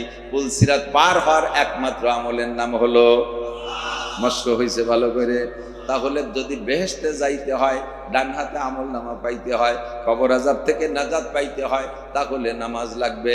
যদি কের এইসব জায়গা যাইতে না হয় আর এই পুরস্কার পাওয়ার দরকার না হয়, আমরা আমলিগির লোক, আমাদের ওগুলো টেনশন নেই, আমরা বিএনপির লোক, আমাদের তো কোনো চিন্তাই নেই, হয়তো আমরা নির্বাচনের আগেই আমরা জিতে গেছি। এরপরে আর কোনো 3 নম্বর সমস্যা নেই, আমরা এনসিপির লোক। এনসিপি একটা মহাসিপি হয়েছে, এর আলাদা একটা আল্লাদ হয়েছে, কোনো আল্লাদে কাম হবে না। ও জায়গায় একখান কার্ড লাগবে, এনসিপির কার্ডেও হবে না, আমলিগির কার্ডেও হবে না, জামাত ইসলামের কার্ডেও হবে না, বিএনপির কার্ড দেখালেও কাজ হবে না। আরে কোনো কার্ডে কাজ হবে না, একটা কার্ড লাগবে, সেই কার্ডের নাম হলো ডাইন হাতে আমল নামা। ইমানের কার্ড লাগবে, ঠিক কিনা? নামাজের কার্ড লাগবে। এইখানে পুল সিরাত পার উপার যাইয়া এখন বেসতে খুঁজে পাচ্ছে না, পাকা চরের পর বঙ্গোপসাগর পর চরের পর ছাড়িয়ে দিয়েছে, বেসতে কোন দিক তালাশ করে পাচ্ছে না। এমন কোনো বিপদ না, ডাইরেক্ট এনফুলুল জান্নাতা বিগাইরি হিসাব। এই সমস্ত মানুষের কোনো হিসাব হবে না, মিজানের দালি পাল্লায় দাঁড় হওয়া লাগবে না, বিনা হিসাবে জান্নাতি, বিনা হিসাবে জান্নাতি। বলবেন না সুবহানাল্লাহ? আল্লাহু আকবার। সাল্লু বিল্লাইলি ওয়ান নাসু নিয়াম। রাতের বেলা ডাকবেন আল্লাহর কাছে, মুনাজাত করবেন, আল্লাহ গুনাহে বেআদদ রাবারে বাস্তাম, গুনাহে বেআদদ রাবারে বাস্তাম, হাজারাবার তওবা শিকস্তাম, ইলাহি গর কে দরিয়ায়ে গুনাহম, তুমি দানি অখুদ হস্তি গওয়াহ, জমানদারাদ সাগে নসরানিয়ার কে হস্ত। আরে গুনাহ দূর, একজন মানুষ নিজেকে নিজে আমি অপরাধী মনে করি না। প্রত্যেকটা মানুষের স্বভাব, আমি কোনো গুনাই করি না। ও গুনাহ তো করে মাঝি কাকা, গুনাহ করে লালটু, গুনাহ করে বল্টু, উনি সাত দোয়াতে তলি রাখি কয় যে ওরকম আকাম আমরা করি না, নামাজ না বললি কি ওরকম আকাম আমরা করি না। হয়তো বেশি বেশি একটু সুদ খাই, সুযোগ পেলে একটু ঘুষ খাই, মাঝে মাঝে একটু সপ্তাহে 2 বার একটু গাঁজা বা খাই, তেমন আকাম করি না।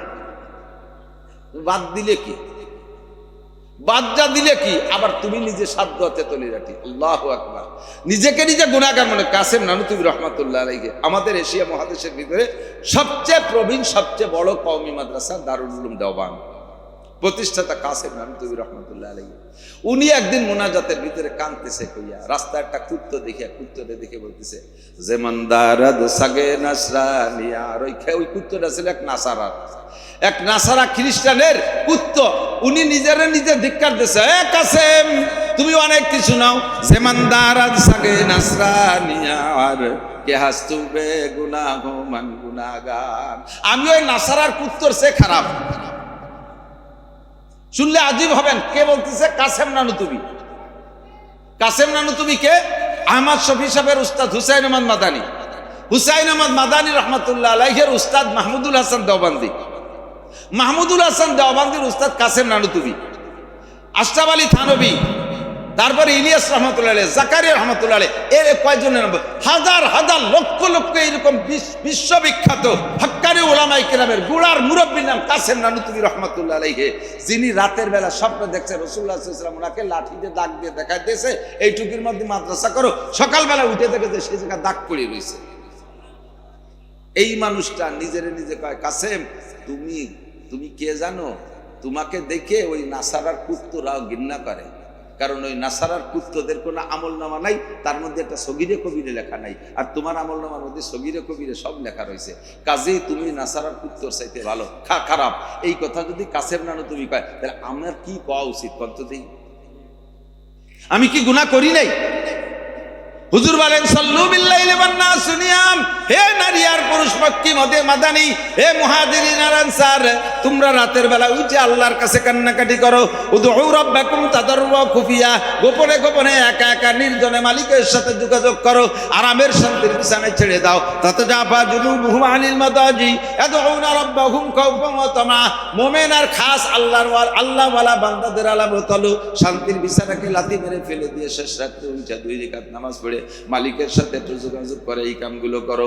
অন্য হাদিসের মধ্যে আছে হুজুর আরেকটা কথা বলেছেন, ওয়াসিলুল আরহাম, ওয়াসিলুল আরহাম, ব্যক্তিত্ব বন্ধন ঠিক রাখো। খেয়াল করেন এদিকে খেয়াল করেন। হুজুর বলেন সিলমান কথা আকা ওয়া আবু আম্মান জালামাকা ওয়া আতিমান, সিলমান কথা আকা ওয়া আবু আম্মান জালামাকা। আরেকটা শব্দ বলি, হুজুর বলেন যে তোমার সাথে ভ্রাতৃত্ব বন্ধন কেটে দেয় তার সাথে বন্ধন করো, সিলাই রহমি করো, ভ্রাতৃত্ব বন্ধন ঠিক রাখো। খেয়াল করতেছেন, এদিকে খেয়াল করতেছেন, অপ্রয়োজনীয় মনে করতেছেন। এটা রসুলের ওসিয়াত, বিদায় লগ্নের ওসিয়াত, সিলমান কথা আকা। আমরা সম্পর্ক রাখি কার সাথে? যে আমার সাথে সম্পর্ক রাখে আমি তার সাথে রাখি। আর হুজুর বলেন যে সম্পর্ক কেটে দেয় তার সাথে রাখো, তার সাথে সম্পর্ক গড়ো। বাড়ির 5 কেজি মিষ্টি নিয়ে গেছেন, আপনি বললেন আপনার স্ত্রীকে বললেন, ওই মাঝি ভাইয়ের ছেলে মেয়েকে কটা দাও, মেয়ে ভাইয়ের ছেলে মেয়েকে কটা দাও, বর শাশি ভাইসি আছে ওনারে কটা দাও, এইভাবে করে দিয়েছেন আপনি। আপনার বউ কয় কি, হ্যাঁ তোমার হুকুম মতো দিবানি, আনার দায়িত্ব তুমি আনছো, দেওয়ার দায়িত্ব আমার, এখন কেশিয়ার আমি। তাকে দেওয়া যাবে না? না না, সেদিন তার জামাই আইছে, আমার ছেলে মেয়েকে সামনে মিষ্টি খাইছে, আমাকে দেয়নি। যদি তারা দিত তাহলে আজকে দিতাম। এর নাম হলো তারা যদি সম্পর্ক রাখে তাহলে রাখলাম। তারা দাওয়াত দিচ্ছে আমি দাওয়াত দেব, তারা আমাদেরকে দেশে আমরা তাকে দেব, তারা আমারে ভালো খায় আমি তারে ভালো খাবো, এটা তো স্বাভাবিক, এটা তো নর্মাল, এটা তো করা লাগে না, এ তো হয়েই যায়। কিন্তু হুজুর বললেন যে সম্পর্ক রাখতে চায় না তার সাথে সম্পর্ক গড়ার চেষ্টা করো। যে তোমার এরকম দেয় না তারে তুমি দাও, তাহলে নফসের সাথে জিহাদ হবে। ওয়াফু আম্মান যালামাকা ওয়া আহসিন ইলা মান আসা ইলাইক। পাইছি মনে পড়ছে 3টা। হুজুর বললেন 1 নম্বরে সিলমান কথা আকা, ভ্রাতৃত্ব বন্ধন করো, ওই হাদিসের মধ্যে আছে। 3 নম্বরে 2 নম্বরে আর একটা কথা হলো ওয়াফু আম্মান যালামাকা, যে তোমারে জুলুম করে অত্যাচার করে তারে তুমি মাফ করে দাও, তাকে তুমি। এটা বড় কঠিন ব্যাপার। সুযোগ পালি মাপ, 1 ঘুষিতে 3 ঘুষি পয়দা হবে, ঠিক না? আমরা প্রতিশোধ এইভাবে নেই। শুনতেছি একদল কয় যে আমাকে যতগুলোরে ফাঁসি দিয়েছে আর জেল খাটাইছে, যদি একবার জাতি বাড়ি সংসংখ্য 1 জনের পরিবর্তে 100 জনের এই বিচার করবে। আগের থেকে দাঁতে দাঁত দিয়ে বসে রয়েছে। আল্লাহ যদি খেপে যায় রে দুদু, তোমার জাতি নাও দিতে পারে। কথা কন না কেন? কথা বলেন না কেন? এমন এক পেছে ফেলাই দেবে যেই পেছের কারণে তুমি একেবারে 7 দরবায় 1 ইঞ্চি মাত্র আছে, এই 1 ইঞ্চি থেকে স্লিপ করে 7 তবক জমিনের নিচে ডাবায় দিতে পারে কি পারে না? ক্ষমা করার চেষ্টা করো। ওয়া আতি আম্মান লাম ইউতিক, আর তুমি তাকে দাও যে ওয়াহসিন ইলা মান আসা ইলাইক, যে তোমারে ক্ষতি করে তারে তুমি উপকার করো, যে তোমারে ক্ষতি করে তারে তুমি। হুজুর আলাইহিস সালাতু ওয়াস সালাম মাদানী নসিহত প্রত্যেকে যেন বলতে বলতে সরে চলে আসছি। আলিনুল কালাম, মিষ্টি ভাষায় কথা বলো, বেশি বেশি একে অপরকে সালাম করো, গভীর রাত্রে জেগে ইবাদত করো, 5 ওয়াক্ত নামাজ নিয়মিত পড়ো। পড়বো তো ইনশাআল্লাহ? এই যে ছোট ছোট আমলগুলো করছি, করা যাবে না ইনশাআল্লাহ? আল্লাহ পাক আমাদের তৌফিক। ওয়াজের দিকে যাইনি তো কিদি যেন পয়েন্টে চলে গেছি, স্লিপ করে এদিক ওদিক খালি দৌড়ে আসলাম। এদিক তাকান। মানুষের জীবনের একটা শুরু আর একটা শেষ আছে না নাই? আমাদের প্রবাদ বাক্য আছে, খেয়াল করেন, যার শুরু ভালো তার, যার শুরু ভালো তার। আর যার শেষ ভালো তার সব ভালো, যার শেষ ভালো তার সব ভালো। বহুত ভালো কাজ আমাদের পিছনের নেতারা করছে, বহুত ভালো কাজ করছে, শেষ ভালো না থাকার কারণে সব আমরা অস্বীকার করে বসছি। ঠিক কি ঠিক না? কিছু করে নাই, আর কিছু করে নাই, কিছু করে নাই, একেবারে কিছু করে নাই তারা বহু কিছু করছে, কিন্তু শেষ ভালো না থাকার কারণে সব আমাদের থেকে চলে গেছে। এই জন্য বলা হয় যার শুরু ভালো তার শেষ ভালো, যার শেষ ভালো তার সব ভালো। আল্লাহ পাক রব্বুল আলামিন কুরআন শরীফের একটা আয়াত আমারে শুরু এবং মধ্যম এবং শেষ তিনটে জিন্দেগির ইশারা করেছেন। প্রত্যেকটা মানুষ আমরা জীবনে 2-4 বার মানুষ মাটি দিছি না? আপনারা মানুষে মাটি দিয়েছেন? মানুষে মাটি দেন নাই, কবরে মাটি দেন নাই, এরকম কেউ আছেন নাকি? আমার মনে হয় নাই। আশা করি ছোট বড় সবাই এখানে যারা আছেন 2-4টে মানুষে মাটি দিচ্ছেন। মাটি দেওয়ার সময় একটা দোয়া পড়েন না? কি পড়েন? মিনহা খালাকনাকুম ওয়া ফিহা নুঈদুকুম ওয়া মিনহা নুখরিজুকুম তারাতান উখরা। আজীব কথা। মানুষকে মাটি দেওয়ার সময় এই তিনটে কথা আমি বলি, কোরআন শরীফের আয়াত। এই কথাগুলো ওই মরা মানুষের শোনানোর জন্য নয়, কারণ যিনি মারা গেছেন তিনি তো চলেই গেছেন। তারে পুরো 30 পারা কোরআন শরীফ পড়ে এখন যদি ওয়াজ করি 1 পয়সার কোনো লাভ তার হবে? ইজা মাতাল ইনসানু ইনকাতা আনহু আমালুহু, মানুষ মারা গেলে তার সব আমলের দরজা বন্ধ হয়ে যায়, কোনো আমলের দরজা তার খোলা থাকে না।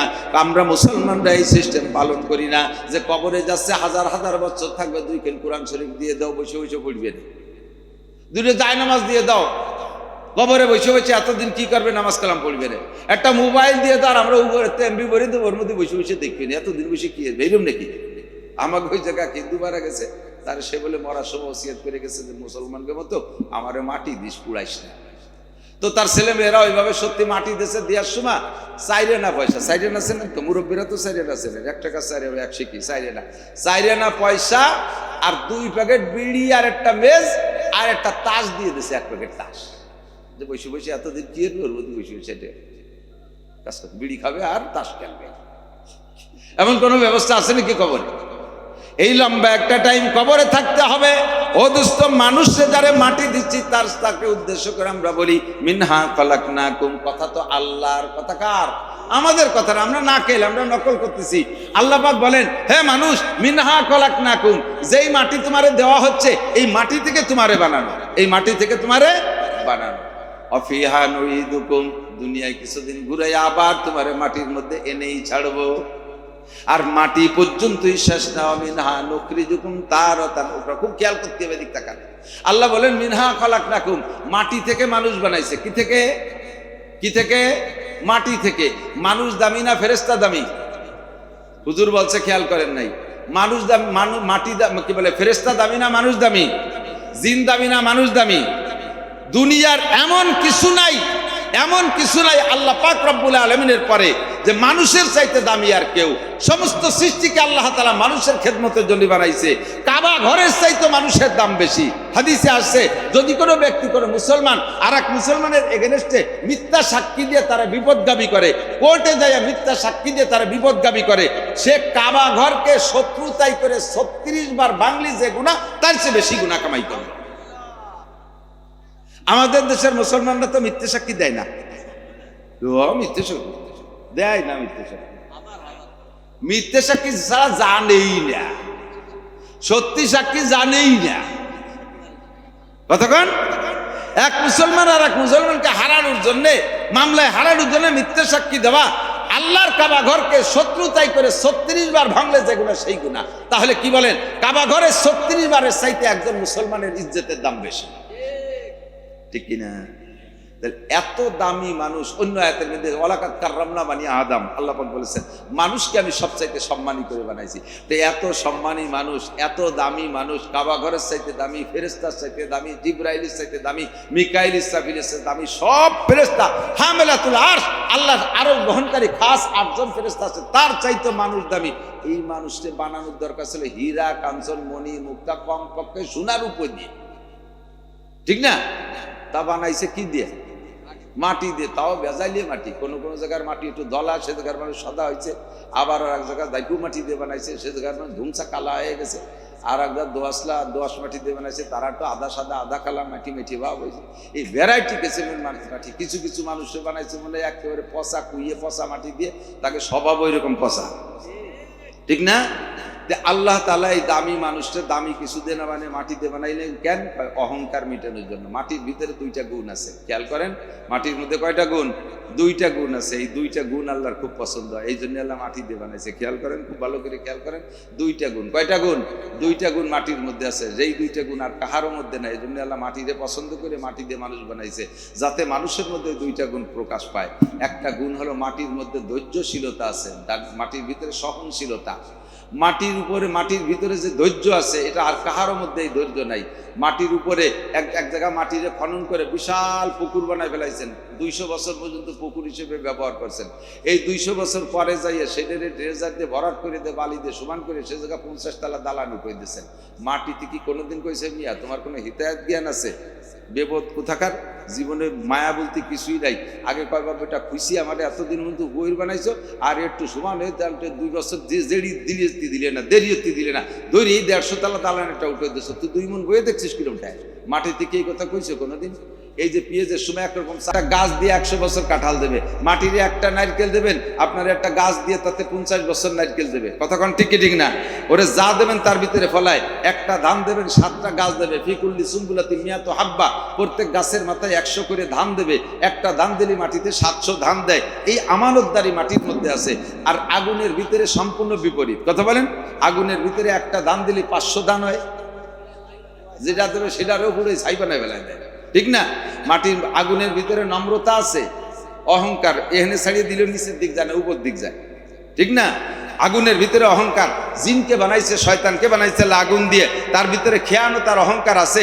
এই জন্য আল্লাহ তাআলা মানুষ বানাইছে মাটি দিয়ে, যাতে মাটির ভিতরে নম্রতা, ভদ্রতা আর আমানতদারি পায়। কিন্তু দুঃখের বিষয় হলো এই মাটির বানাইনে মানুষের ভিতরে খেয়ানত পরিপূর্ণ আছে, অহংকারও পরিপূর্ণ আছে। যে আশায় আল্লাহ পাক মাটি দিয়ে মানুষ বানাইছে, আল্লাহ পাকের সেই আশা পূরণ করলো না মানুষে। যুবকরা বেয়াদবি করে, হ্যাঁ যুবক থাম, জ্ঞান দেয়া লাগবে না, বাসা পাল্টায় দিছে। আগে তো আমাদের, আমরা যখন ছোট ছিলাম, মুরব্বীরা ধমক দিলি ভয়তে কোন দিক দিয়ে কিরা কোন দিক দৌড়বে তার ঠিক ছিল না। মুরব্বীরা কথা কন না কেন? একটু কাছের কড়ি একটু মাইটিয়ে কড়ি খেলতেন, মনে আছে? যদি বড় কাকা বাজে কাকা আসতো, ওরে বাবা পার শব্দ শুয়ে ফেন পুলিয়ে তুইয়ে স্যান্ডেলে তো ছেলই না, বাগান ছিঁড়ে 3 মাইল দৌড়তাম, 2 দিনের মধ্যে বাড়ি যেতাম না।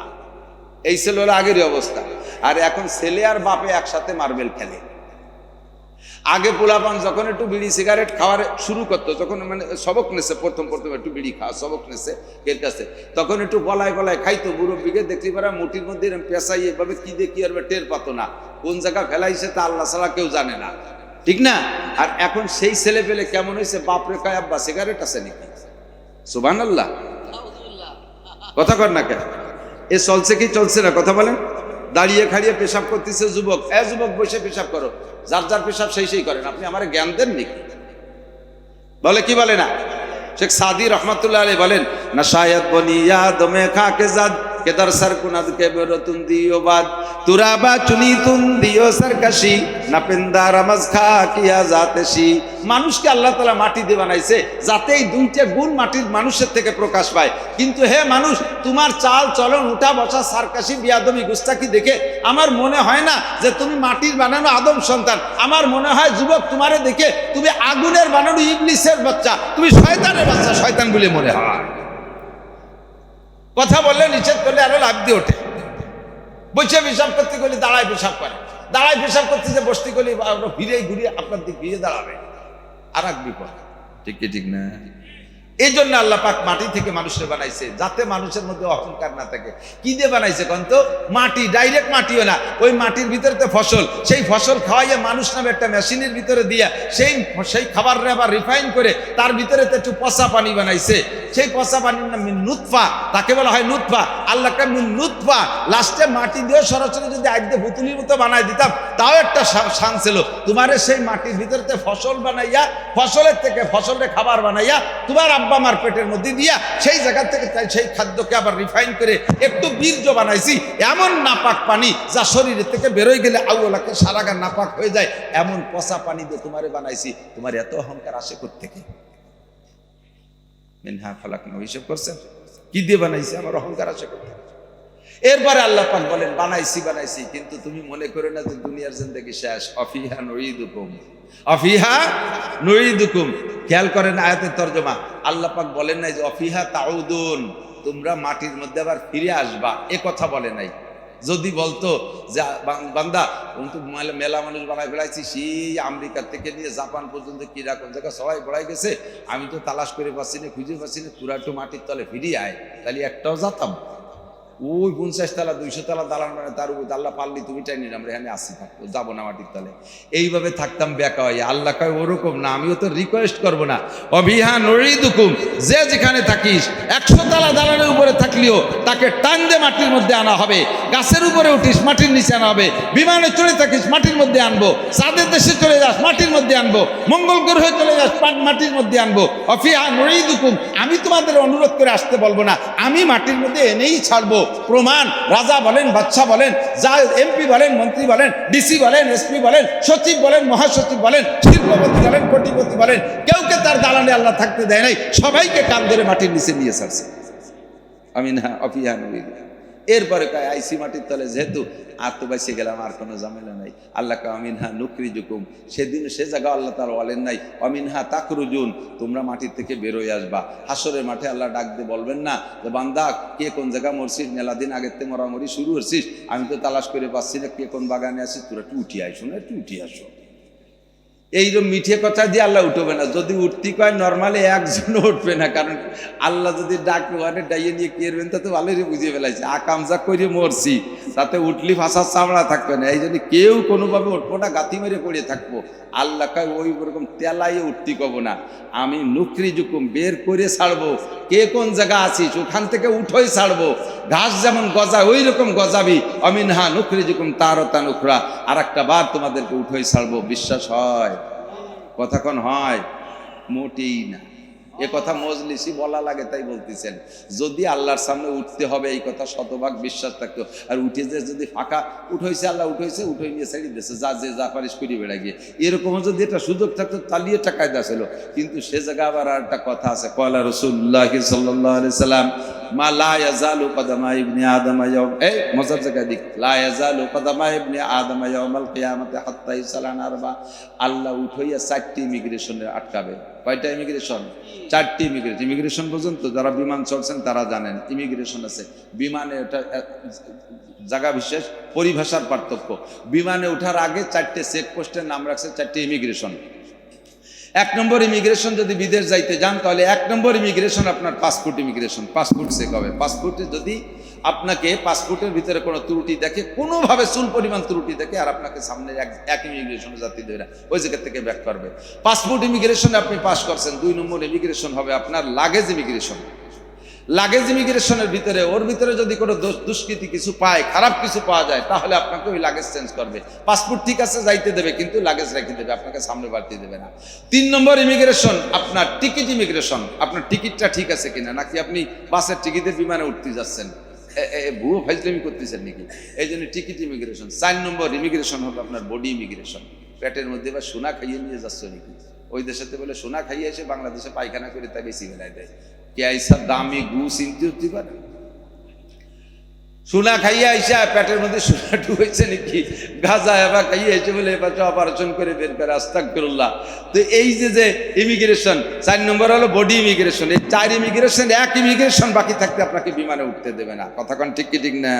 আমি আটকা খেয়ে গেছিলাম একবার, কয়েক বছর আগে। বাংলাদেশ সরকার, এই আওয়ামী লীগ সরকার থাকতে নির্বাচনের 5-7 দিন আগের থেকে বাংলাদেশের মাহফিল বন্ধ হয়ে দিয়েছে, হুজুররা কোনো মাহফিল করতে পারবে না।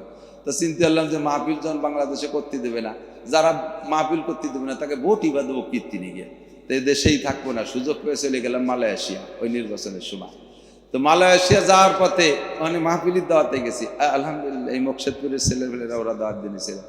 তো ওখানে যাওয়ার সময় বিমানে উঠবো, সব 3 ইমিগ্রেশনে পাস করছি, কিন্তু বডি ইমিগ্রেশনে ধরা পড়ে গেছে।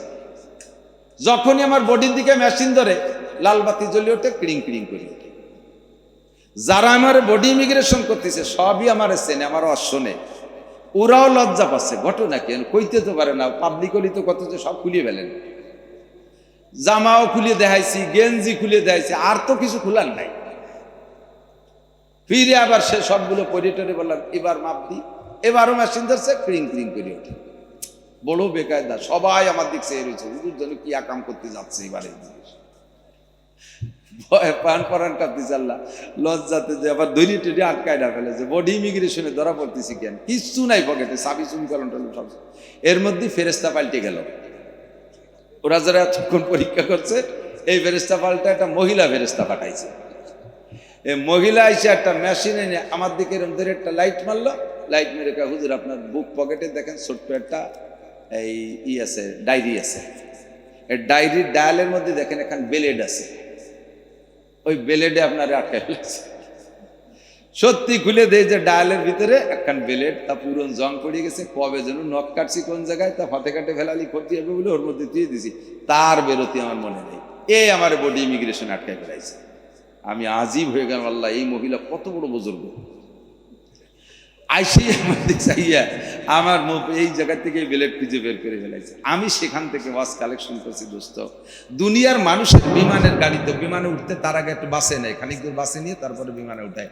তুই এই বাসে ওঠার আগে বিমানের বাসে ওঠার আগেই আমাকে 4টে ইমিগ্রেশন আটকায় একটা ইমিগ্রেশন বাকি থাকতে আমাকে সামনে যাইতে দেয় না নবী পাক এই কথাই বলেন কিয়ামতের মাঠে তুমি কে আল্লাহ পাক উঠাবেন তোমাকে নুখরিজুলাহুম ইয়াউমাল কিয়ামা কিয়ামতে উঠানো হবে উঠায় উন্মুক্ত ছেড়ে দেওয়া হবে না যার খুশি যেদিকে চলে যাও দেখো জান্নাত যার কাড্ডা কোন দিকে আছে খুঁজে নাও অত সস্তা না 4টি প্রশ্নের জবাব দিতেই হবে 4টি ইমিগ্রেশন আপনাকে আটকানো হবে 1 নম্বরে উমরিহি ফি মাফনা গোটা জিন্দেগির হিসাব দিয়ে দাও বহুবার শুনেছেন একটু ভাবেন তো আমারই কাছ থেকে মনে হয় 100 বার শুনেছেন এই হাদিস একটু ভেবে দেখেন আমি কি বলছি এতদিন পর্যন্ত আজকে একটু নতুন করে ভাবেন কারাহাবা কলকিয়ারি জুমলা রাস বা খোদা তদবির হিলা কায়রাওয়াস এই 70 বছর জিন্দেগিতে আমার কোনো কিছুতে কোনো ত্রুটি নাই আমার জামা কাপড় ময়লা থাকলে আমি নিজে হাতে দিয়ে পরিষ্কার করি জামাটা আয়রন করে ব্যবহার করি লুঙ্গিটা পরিষ্কার করে ব্যবহার করি জুতো জোড়া ময়লা হয়ে গেলে মুসির কাছে নিয়ে কালি করাই আমার কোনো কিছুতে কোনো ত্রুটি নাই আমার বেড বিছানা পরিষ্কার আমার আলনার কাপড়গুলো সুসজ্জিত আমার খাবার দাবারে কোনো ত্রুটি নাই দোকানপাটে ব্যবসা করি মালগুলো কি সুন্দর সাজানো আমার ঘর বাড়িতে ডেকোরেশন কত সুন্দর করেছি টাইলস মোজাইক বাথরুম সব কিছু সুন্দর করে করেছি কিন্তু আমার কোরআন শরীফ পড়া শুদ্ধ নাই আমার কোরআনকে আমি সুন্দর করি নাই আমার নামাজকে আমি সুন্দর করে সাজাই নাই আমার পর্দা পুঁথিটাকে আমি সুন্দর করে সাজাই নাই আমার রুজি রেজেকের দপ্তরকে আমি সুন্দর করে সাজাই নাই দুনিয়ার সব কিছু আমার পরিপাটি ধর্মের বেলায় আছে আমার সব কিছু অপরিপাটি একটু চক্ষু বন্ধ করে হাত দেন বাবা ইংলিশে বুড়ো মানুষ ইংলিশে পত্রিকা পড়ে সেই ব্রিটিশ আমলে বিএ পাস গল্প মরে আমি ব্রিটিশ পিরিয়ডের বিএ পাস ইংরেজিতে অবিরাম এই রিটার্ডের পরও শীতে শুয়ে শুয়ে বাংলা পত্রিকায় তৃপ্তি পায় না ইংলিশ পত্রিকা পড়ে কাকা আলহামদুলিল্লাহ পড়েন দি দামা হানিকে একটা হাই শাড়ি দেয়া সাদরাই করেছে তা আসেন মসজিদি তবলিগ জামাত এসে মস্ক করতেছে বইছিলাম ওই না কালে আসে না এই জায়গা আসলে মুহি প্যারালাইসিস আসে এই জায়গা আসলে মুখে প্যারালাইসিস কাকা আত্মীয় বলেন পারি না দোয়া কুনুত পারি না কি পারো তাই তোমাকে ইংরেজি পত্রিকায় কবরে জাম মাফ করতে পারবে না কিয়ামতের ময়দানে তোমাকে ইংলিশ পত্রিকায় পার করতে পারবে না তোমাকে যা শিখতে হবে প্রথম ফার্স্ট ইমিগ্রেশন কবরের জিন্দেগিতে কবরে যাইয়া মার রব্বুকা জবাব দিতে হবে আমা দীনুকা জবাব দিতে হবে আমান হাদার রাজুলুল্লাযী বুইসা ফীকুম আমান নবিয়ুকা এই প্রশ্নের জবাব তোমাকে দিতে হবে দুনিয়ার সবকিছু সুন্দর এই জায়গায় এসে তুমি কেন অসুন্দর জবাব দিয়ে যাও 2 নম্বর ইমিগ্রেশনে যুবক আমার প্রাণপ্রিয় বন্ধু যুবকরা ভালো করে মনে রাখো আরে এদিক ওদিক খেয়াল করো না আমার দিক তাকাও আনসাবাবি ফিমা আল্লাহ 2 নম্বর প্রশ্ন হবে তোমাকে 70 বছরের জিন্দেগির হিসাব তো আগে হবে এবার তার ভিতরে থেকে আবার আলাদা একটা টাইম আল্লাহ বের করবে ওই টাইমটা হলো তোমার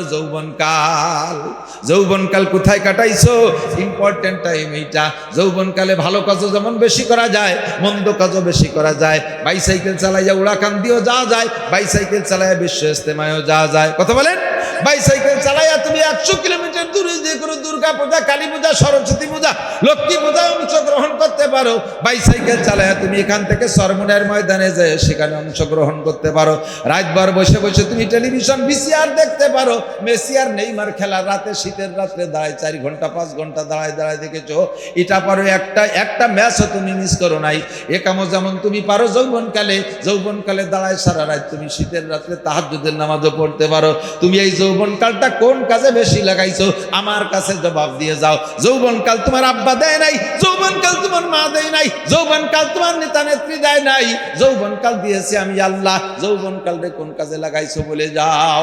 দার জবানি তওবা করদান শিবায়ে পয়গম্বরিস ওয়াক্তে পীরি গুরগে জালেম মিশাবাদ পরহেজগার। আরে বুড়ো হয়ে গেলে রয়্যাল বেঙ্গল টাইগারও সরমনের হুজুরের কাছে মুরিদ হয়। সুন্দরবনের রয়্যাল বেঙ্গল টাইগার বাঘ সেও বসে বসে আল্লাহ বিল্লি আরে সুবহানাল্লাহ সুবহানাল্লাহ পড়ে। কাকা এত বুজুর্গ হলেন কা? কাকে লাভ দিলি সামনের দিক 22 হাত যেতাম, এখন লাভ দিলি 3 হাত ফাঁসে যায়, সেটি উঠিয়ে দিন। এই জন্যই বুজুর্গ হয়ে যায়।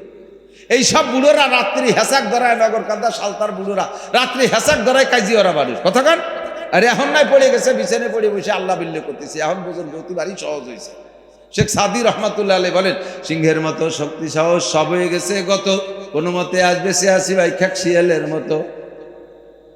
সিংহের মতো শক্তি সাহস সব চলে গেছে, এখন বৃদ্ধ হয়ে খ্যাক শিয়ালের মতো পড়ে আছি। এই সময় মুরিদ হওয়া ভারী সহজ, কিন্তু যৌবনকালে রক্তের গরম থাকতে যেটা মুরিদ হবে ওইটা হলো নবীওয়ালা স্বভাব।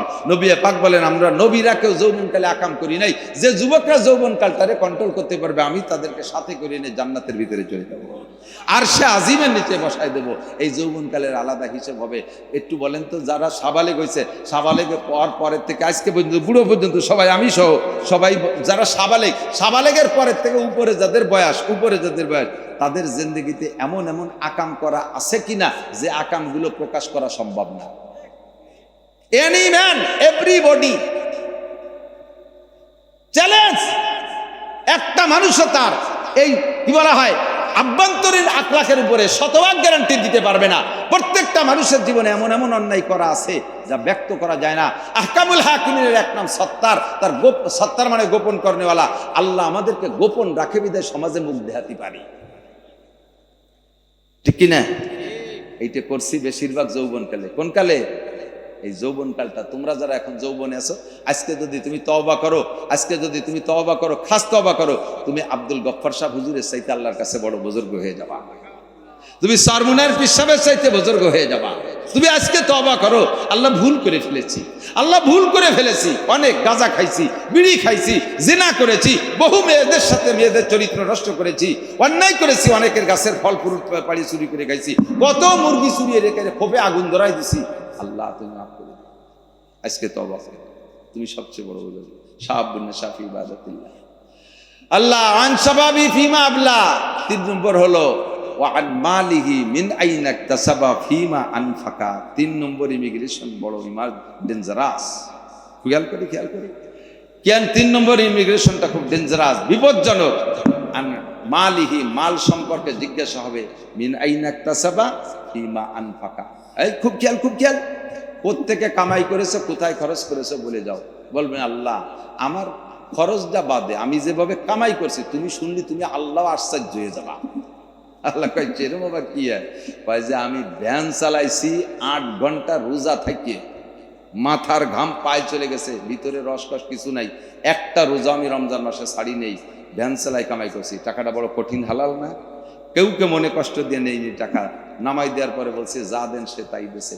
এইভাবে কষ্ট করে কামাই করছি। তুমি বলো আল্লাহ আমার ইনকাম কি হালাল কিনা? হ্যাঁ শতভাগ। খরচ করছো কোথায়? শনিবারে ব্যারাকের কিস্তি দিছি,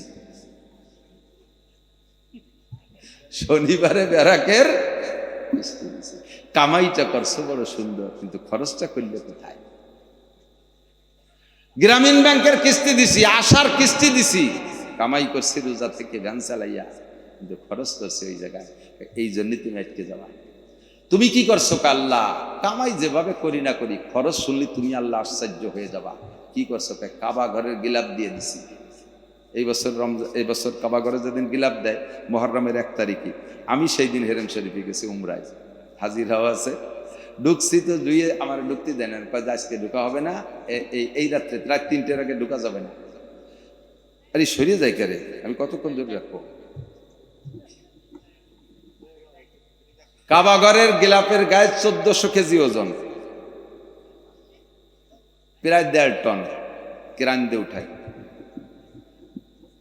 এর গায়ে দেখছেন ওই যে সোনালি রঙের লেখা, কোনো এমনি নর্মাল সুতো দিয়ে লেখা না, 114 কেজি স্বর্ণ দিয়ে ওই লেখাটা, হুবহু স্বর্ণ, 114 কেজি। জায়গায় জায়গায় সাদা লেখা দেখেন না, ওটাও সাদা সুতো দিয়ে না, রূপো দিয়ে লেখা 60 কেজি রূপো, 114 কেজি স্বর্ণ, 60 কেজি রূপা। আর এই বিশ্ববিখ্যাত দামি কাপড় দিয়ে আল্লাহ আমি কাবা ঘরে গিলাপ দিছি। আল্লাহকে টাকা পাইলি কোয়ানে, ওই রাস্তায় দাঁড়াইয়ে মুসাফা করি করে নিছি। আমার দুটো এনজিও ছিল, ওই এনজিও থেকে ভালো টাকা আসতো, দেখলাম যে কি করবো, তাই যে তোমার কাবা ঘরের গিলাপ দিছি। আল্লাহকে জুতোর বাড়ি হবে তোর। শয়তান, তুই সুদিয়া টাকা, ঘুষিয়া টাকা, চুরা টাকা, ডাকাতি করা টাকা, টন মারা টাকা, গরিবের মুখের থেকে টাকা কাড়িয়াই না, বয়স্ক মানুষকে বৃদ্ধ বয়স্ক ভাতা করতে যে সেই টাকা দিয়া সেই টাকা কামাই করে, তাই যে তুই আমার কাবা ঘরে গিলাপ দিছিস। শয়তান, দাঁতের মারি ভেঙে গেল। তোমারও উপায় নেই। লা সাদকাতা মিন গুলুল। খেয়াল রাখবেন দুইটা জিনিস। কামাই আপনি, আপনার অত মোটা দান করা লাগবে না। আপনার দানের অপেক্ষায় তো আল্লাহর দিন ঠিকই থাকে না। হাজার হাজার মানুষ টাকা পয়সা দিচ্ছে না, তাতে কি দিন ঠিকই আছে? তাতে দিন ঠিকই আছে। বরঞ্চ বলতে যে আশ্চর্য হয়ে যায়। আব্দুল কাইম ভাই জিজ্ঞেস করতেছিল কেমন চলতেছেন মাদ্রাসা। বললাম যে আমরা তো গোপালগঞ্জে পাইকারি আমলিগির আড্ডা, নিজলি আমাকে ওদিকে বিলেতি ডাকে ম্যাও ম্যাও করে শোনা যায়, নৌকো নৌকো নৌকো, এত নৌকো, একেবারে মাদ্রাসার পেটের মধ্যে নৌকো, সব নৌকো আর নৌকো। তা আমাদের, তবে ওদিকের আওয়ামী লীগের একটা স্বভাব ভালো ছিল, তারা কখনো আমাদের ওলামাই কিরামের সাথে বেয়াদবি ব্যবহার করে নাই, খুব সদ্ব্যবহার এবং পর্যাপ্ত মাদ্রাসা করে, খুব দান করে আওয়ামী লীগের লোকজন মাদ্রাসায়। কিন্তু এই ঝামেলার পরে আমলিগালারা চলে গেছে, কিটা কনে তালাশ করে পাচ্ছি না। এখন দুশ্চিন্তায় পড়ে গেলাম যে মাদ্রাসা চালাবো কি দিয়ে, টাকা দেয় আমলিগালারা, তারা নাই, মাদ্রাসা চালাবো কি দিয়ে। দেখলাম যে এই বছর আরো ভালো চলতেছে। কারণ কি? কারণ কি শোনেন, কারণ হলো এই বছর আমাদের তাওয়াক্কুলটা, তাওয়াক্কুল পর্যন্ত ভরসা। তাওয়াক্কুল মানে কি? এতদিন মাদ্রাসা করছি দিনের জন্য, কিন্তু ভরসা ছিল যে অমুক শিল্পপতি দেবে, অমুক অফিসার দেবে, অমুক নেতা দেবে, এই অমুকের দিকে একটু নজর ছিল। এবার সে অমুকের গোষ্ঠী সব সেরিয়ে চলে গেছে, এখন দেওয়ার মতো দুনিয়ায় কোনো মানুষ নাই, বিলকুল মোনাজাত উপর দিক উঠে গেছে। আগে হাত এই দিক পারতাম, এখন হাত উপর দিক পারতে, আল্লাহ হয়ে গেছে কাম। আল্লাহ পাক ঠিক আছে, এখন তাওয়াক্কুল কাছাচ্ছে, আমি আল্লাহ পাক রব্বুল আলামিন ব্যবস্থা করবো। অফিস সামায় রিজকুকুম, আসমান থেকে রিজিক পাঠাবো। এই জন্য বিগত সব বছরের চাইতে বছর ভালো আছি, সব বছরের চাইতে আমার মাদ্রাসা নিয়ে ভালো আছি। ইতিমধ্যে আমি প্রায় 30 লক্ষ টাকা, 30-35 লক্ষ টাকার কাজ এই বছর করছি। যে 35 লক্ষ টাকা যে কোত্থেকে আসে তা আমিও জানি না। এখনো মাদ্রাসা চালু রাখছি, এখন আর কালেকশনের কিছু নেই। আমি মাদ্রাসায় মসজিদের কাজ হাত দিছি, বলছে কাজ চলতে থাকবে, কাজ চলতে থাকবে। আল্লাহ যদি আমারে মাঠে রাখে, দুটো পয়সা আল্লাহ দেয়, এই দিয়ে আমি মাদ্রাসার কাজ চালাই নেবো। আমি আর কোথাও হাত দেবো না, কালেকশন সব বাদ। ওমাইয়া তাওয়াক্কাল আলাল্লাহ ফাহুয়া হাসবুহু, যে আল্লাহর পর ভরসা করে আল্লাহই তার জন্য যথেষ্ট হয়ে যায়। কথা বলুন ঠিক কি ঠিক না? সব কিছু থেকে ভরসা বাদ। রুজি দেয় কে? খাবার দেয় কে? এই যে পর্যাপ্ত বৃষ্টি কে দেয়? একটু দুনিয়ার রাজা বাচ্চারা এত কিছু পার, ডোনাল্ড ট্রাম্প আইসে বাংলাদেশের বৃষ্টি ঠেকাই দিয়ে যদি, নেতানিয়াহু এত পারিস বাংলাদেশের বৃষ্টি ঠেকাই দিয়ে যা। আর যখন বৃষ্টি হয় না তখন তোর 14 গোষ্ঠী নিয়ে 1 ফুটা বৃষ্টি নামাই দিয়ে যা। পারবে? বৃষ্টি কার হাতে? খরা কার হাতে? আপনাদের পিএস কার হাতে? ভয় নাই, কালেকশন করবো না। যে চাষ দিয়েছে 1 মাঠে 2 চাষ দিলে মাটি নষ্ট হয়ে যায়, আর হবে না। আলহামদুলিল্লাহ, আপনাদের এলাকার মানুষকে আল্লাহ তাআলা আলাদা কায়দায় তৈরি করছে। এই নগরকান্দা সালতার পিএস আমার মাদ্রাসার সাইন করা রয়েছে। 1 মসজিদে গেছি, সেই মসজিদে 42 মন দিয়েছে নিজেরা উঠাইয়া। এর আগের বছর সালতা এই বাহির দিয়ে 1 মসজিদে দিয়েছে 50 মন। ওই 8গড় ইউনিয়নের সোহাগ চেয়ারম্যান, তার মসজিদে দিয়েছে 50 মন। 1 বছর 100 মনে আর মাইপিয়ে কাটায় মুখে দিয়ে দিয়েছে। আরো খালি আমারে না, প্রত্যেকটা মাদ্রাসায় দেয়। এজন্য আল্লাহ পাক আপনাদের এই 2টা ফসলকে রানিং রাখছে। আপনার এর হক আদায় করবেন না জীবন বেড়ে? এর হক আদায় করবেন না? ফসলের হক আদায় করবেন, হিসাব করে মিনিমাম 40 ভাগের 1 ভাগ দিয়ে দেবেন, কমপক্ষে 40 ভাগের 1 ভাগ। 100 মন পিএস পেলে 2.5 দিন দিয়ে দেবেন। 50 মন পাট পাইলে তার থেকে 1 মন 10 কেজি 50 কেজি পাট আপনি আল্লাহর রাস্তায় দান করে দেবেন। আগামী বছর আপনার পাট আরো সুন্দর হবে। বিশ্বাসটা হয় একটাবার আল্লাহকে একটু ট্রাই করে দেখবেন। এবার কুরবানি ওয়াজিবই নেই, কোনো মতে টাইনি টুনি এর কাছ থেকে কয় টাকা উদরে হলে একটু আপনি কুরবানি দেন, দেখবেন আগামী বছর আল্লাহ আপনার তৌফিক দিয়ে দেবে। আগামী বছর এটা একটা দেওয়ার তৌফিক হয়েছে, ছোট মোটো একটা যেটুক একটা দেওয়ার তৌফিক হয়েছে, তার সাথে কষ্ট করে একটু বাড়ায় দেবেন। আপনি 50,000 টাকা দিয়ে একটা গাই কিনতে পারেন, ওর ভিতরে কষ্ট করে 10,000 টাকা খরচ করে 60,000 টাকা দিয়ে একটা ভালো গাই কেনেন। আগামী বছর দেখবেন আল্লাহ পাক আপনাকে 1 লাখ টাকা দিয়ে একটা আইডিয়া কেনার তৌফিক দিয়ে দিচ্ছে। করা যাবে না? 3 নম্বর প্রশ্ন, মালিহি, মাল সম্পর্কে, মিনাইন ইকতাসাবা ফিমা আনফাকা, কোথা থেকে কামাই করছো, কোথায় খরচ করছো, একটু পরিষ্কার করে বলেন। বাবা আজকে একটু পরিষ্কার করে বলেন, এখন থেকে একটু খাস তওবা করেন তো, একেবারে খাস তওবা করেন তো মনের থেকে, যে রুজি যেহেতু আল্লাহই দেয়, বানাইছে আমাকে আল্লাহ পাক, আল্লাহ পাক আমার জন্য রিজিকের ব্যবস্থা অবশ্যই রেখেছে। কথা বলেন, রেখেছে? আজ রাখছে কি রাখে নাই? আল্লাহ পাক রুজির ব্যবস্থা রেখেছে। তা আল্লাহ কি হারাম রুজি রাখছে না হালাল রুজি? পাক্কা সিদ্ধান্ত নেন, কোন সমিতির থেকে টাকা তুলবো না। পারবেন? এই নিয়ত করতে পারবেন? দেখি কারা কারা। যা নিয়েছেন এই টাকা ফেরত দেওয়ার পরে, এইটা পরিশোধের পরে আর সমিতির টাকা নেব? বলেন নেব। একটু হাত নেড়ে বলেন নেব না, নেব না, আর সমিতির টাকা নেব না, হারাম টাকা আর খাবো। আল্লাহ কবুল করুক, দেখবেন রুজির বরকত আসছে। বিভিন্ন রোগ ব্যাধি থেকে আল্লাহ হেফাজত করবে, মালি মামলা থেকে হেফাজত করবে, এই আভ্যন্তরীণ দ্বন্দ্ব কলহ গ্যাঞ্জাম ফাসাদ মারামারি থেকে আল্লাহ তাআলা আপনাদেরকে রক্ষা দেবে। ইনশাআল্লাহ ভালো থাকবেন। 4 নম্বর প্রশ্ন করে শেষ, দোয়া করে দেবে, দিক তাকান। 4 নম্বর ইমিগ্রেশন হলো মাজা আমিলা বিমা আলিমা, কম শেখেন নাই, আজকেও কম শেখেন নাই, অনেক কথা শিখছেন। যা শিখছো এরপর আমল করছো, কটুক হয়ে যাও। না জানা মানুষের এক কথাতে, আল্লাহ আমি যদি জানতাম তাহলে কি আমল না করে ছাড়তাম, আমি তো সে জানি না, তা কি এরবো, এই বুকা সাজে বেহা হয়ে পড়ে গেলেন, আল্লাহ পাক একটা দেশেরই দিলে দিতে পারে। কিন্তু জানিয়ে শুনিয়ে আমল করেন নাই, এই লোকটা ধরা খাবেন বেশি। সবচাইতে বেশি ধরা খাবে আলেম ওলামারা, সবচেয়ে বেশি। তাফসীরে মারিফুল কোরআনের ভিতরে মুফতি শফি সাহেব রহমাতুল্লাহ আলাইহি লিখেছেন, আল্লাহু আকবার। এদিক থেকে মুফতি শফি সাহেব কিনা একটু না করি চেনবেন না তো, বাংলাদেশের বর্তমানে সারা বাংলাদেশটা, সারা পৃথিবীর বললে ভুল হবে না, হাদিসের উপরে এবং ফিকহের উপরে, ফতোয়ার উপরে সবচাইতে বড় আলেম মুফতি আব্দুল মালিক সাহেব, আমাদের বাইতুল মোকাররমের ইমাম সাহেব। আব্দুল কাইয়ুম সাহেব না, ওনার সে আব্দুল মালিক সাহেবের ছাত্র। আব্দুল কাইয়ুম সাহেবরা পড়াইতে পারে এরকম বহুত বড় বড় আলেম আছে, তারা আব্দুল মালিক সাহেবের ছাত্র। এই আব্দুল মালিক সাহেবের উস্তাদ হলো, এর এই পাশে কথা কয় কারা, এই 3টে পান আনছে, একটা মানসির, একটা গরুর, একটা ছাগলের, এই গল্প। আব্দুল মালিক সাহেবের উস্তাদ আবুল ফাতা আবু গুদ্দাহ। আবুল ফাতা আবু গুদ্দাহ সাহেবের কাছে পাঠাইছে আব্দুল মালিক সাহেবরে পাকিস্তানের চিফ জাস্টিস মুফতি তকি উসমানী। পাকিস্তানের তকি উসমানীকে বলা হয় বর্তমানে সারা পৃথিবীর সবচাইতে বড় মুরব্বী মুফতি। এই তকি উসমানীর আব্বা হলো মুফতি শফি সাহেব রহমাতুল্লাহ আলাইহি। মুফতি শফি সাহেব রহমাতুল্লাহ আলাইহি হুসাইন আহমদ মাদানী রহমাতুল্লাহ আলাইহির একেবারে খাস শাগির্দ, প্রথম শ্রেণীর শাগির্দ। এই মুফতি শফি সাহেব রহমাতুল্লাহ তাফসীরে মারিফুল কোরআনের ভিতরে লেখছে, সাধারণ পাবলিক কিয়ামতের ময়দানে মোটা মোটা কয়েকটা জবাব দিয়ে পার হয়ে জান্নাতে চলে যাবে।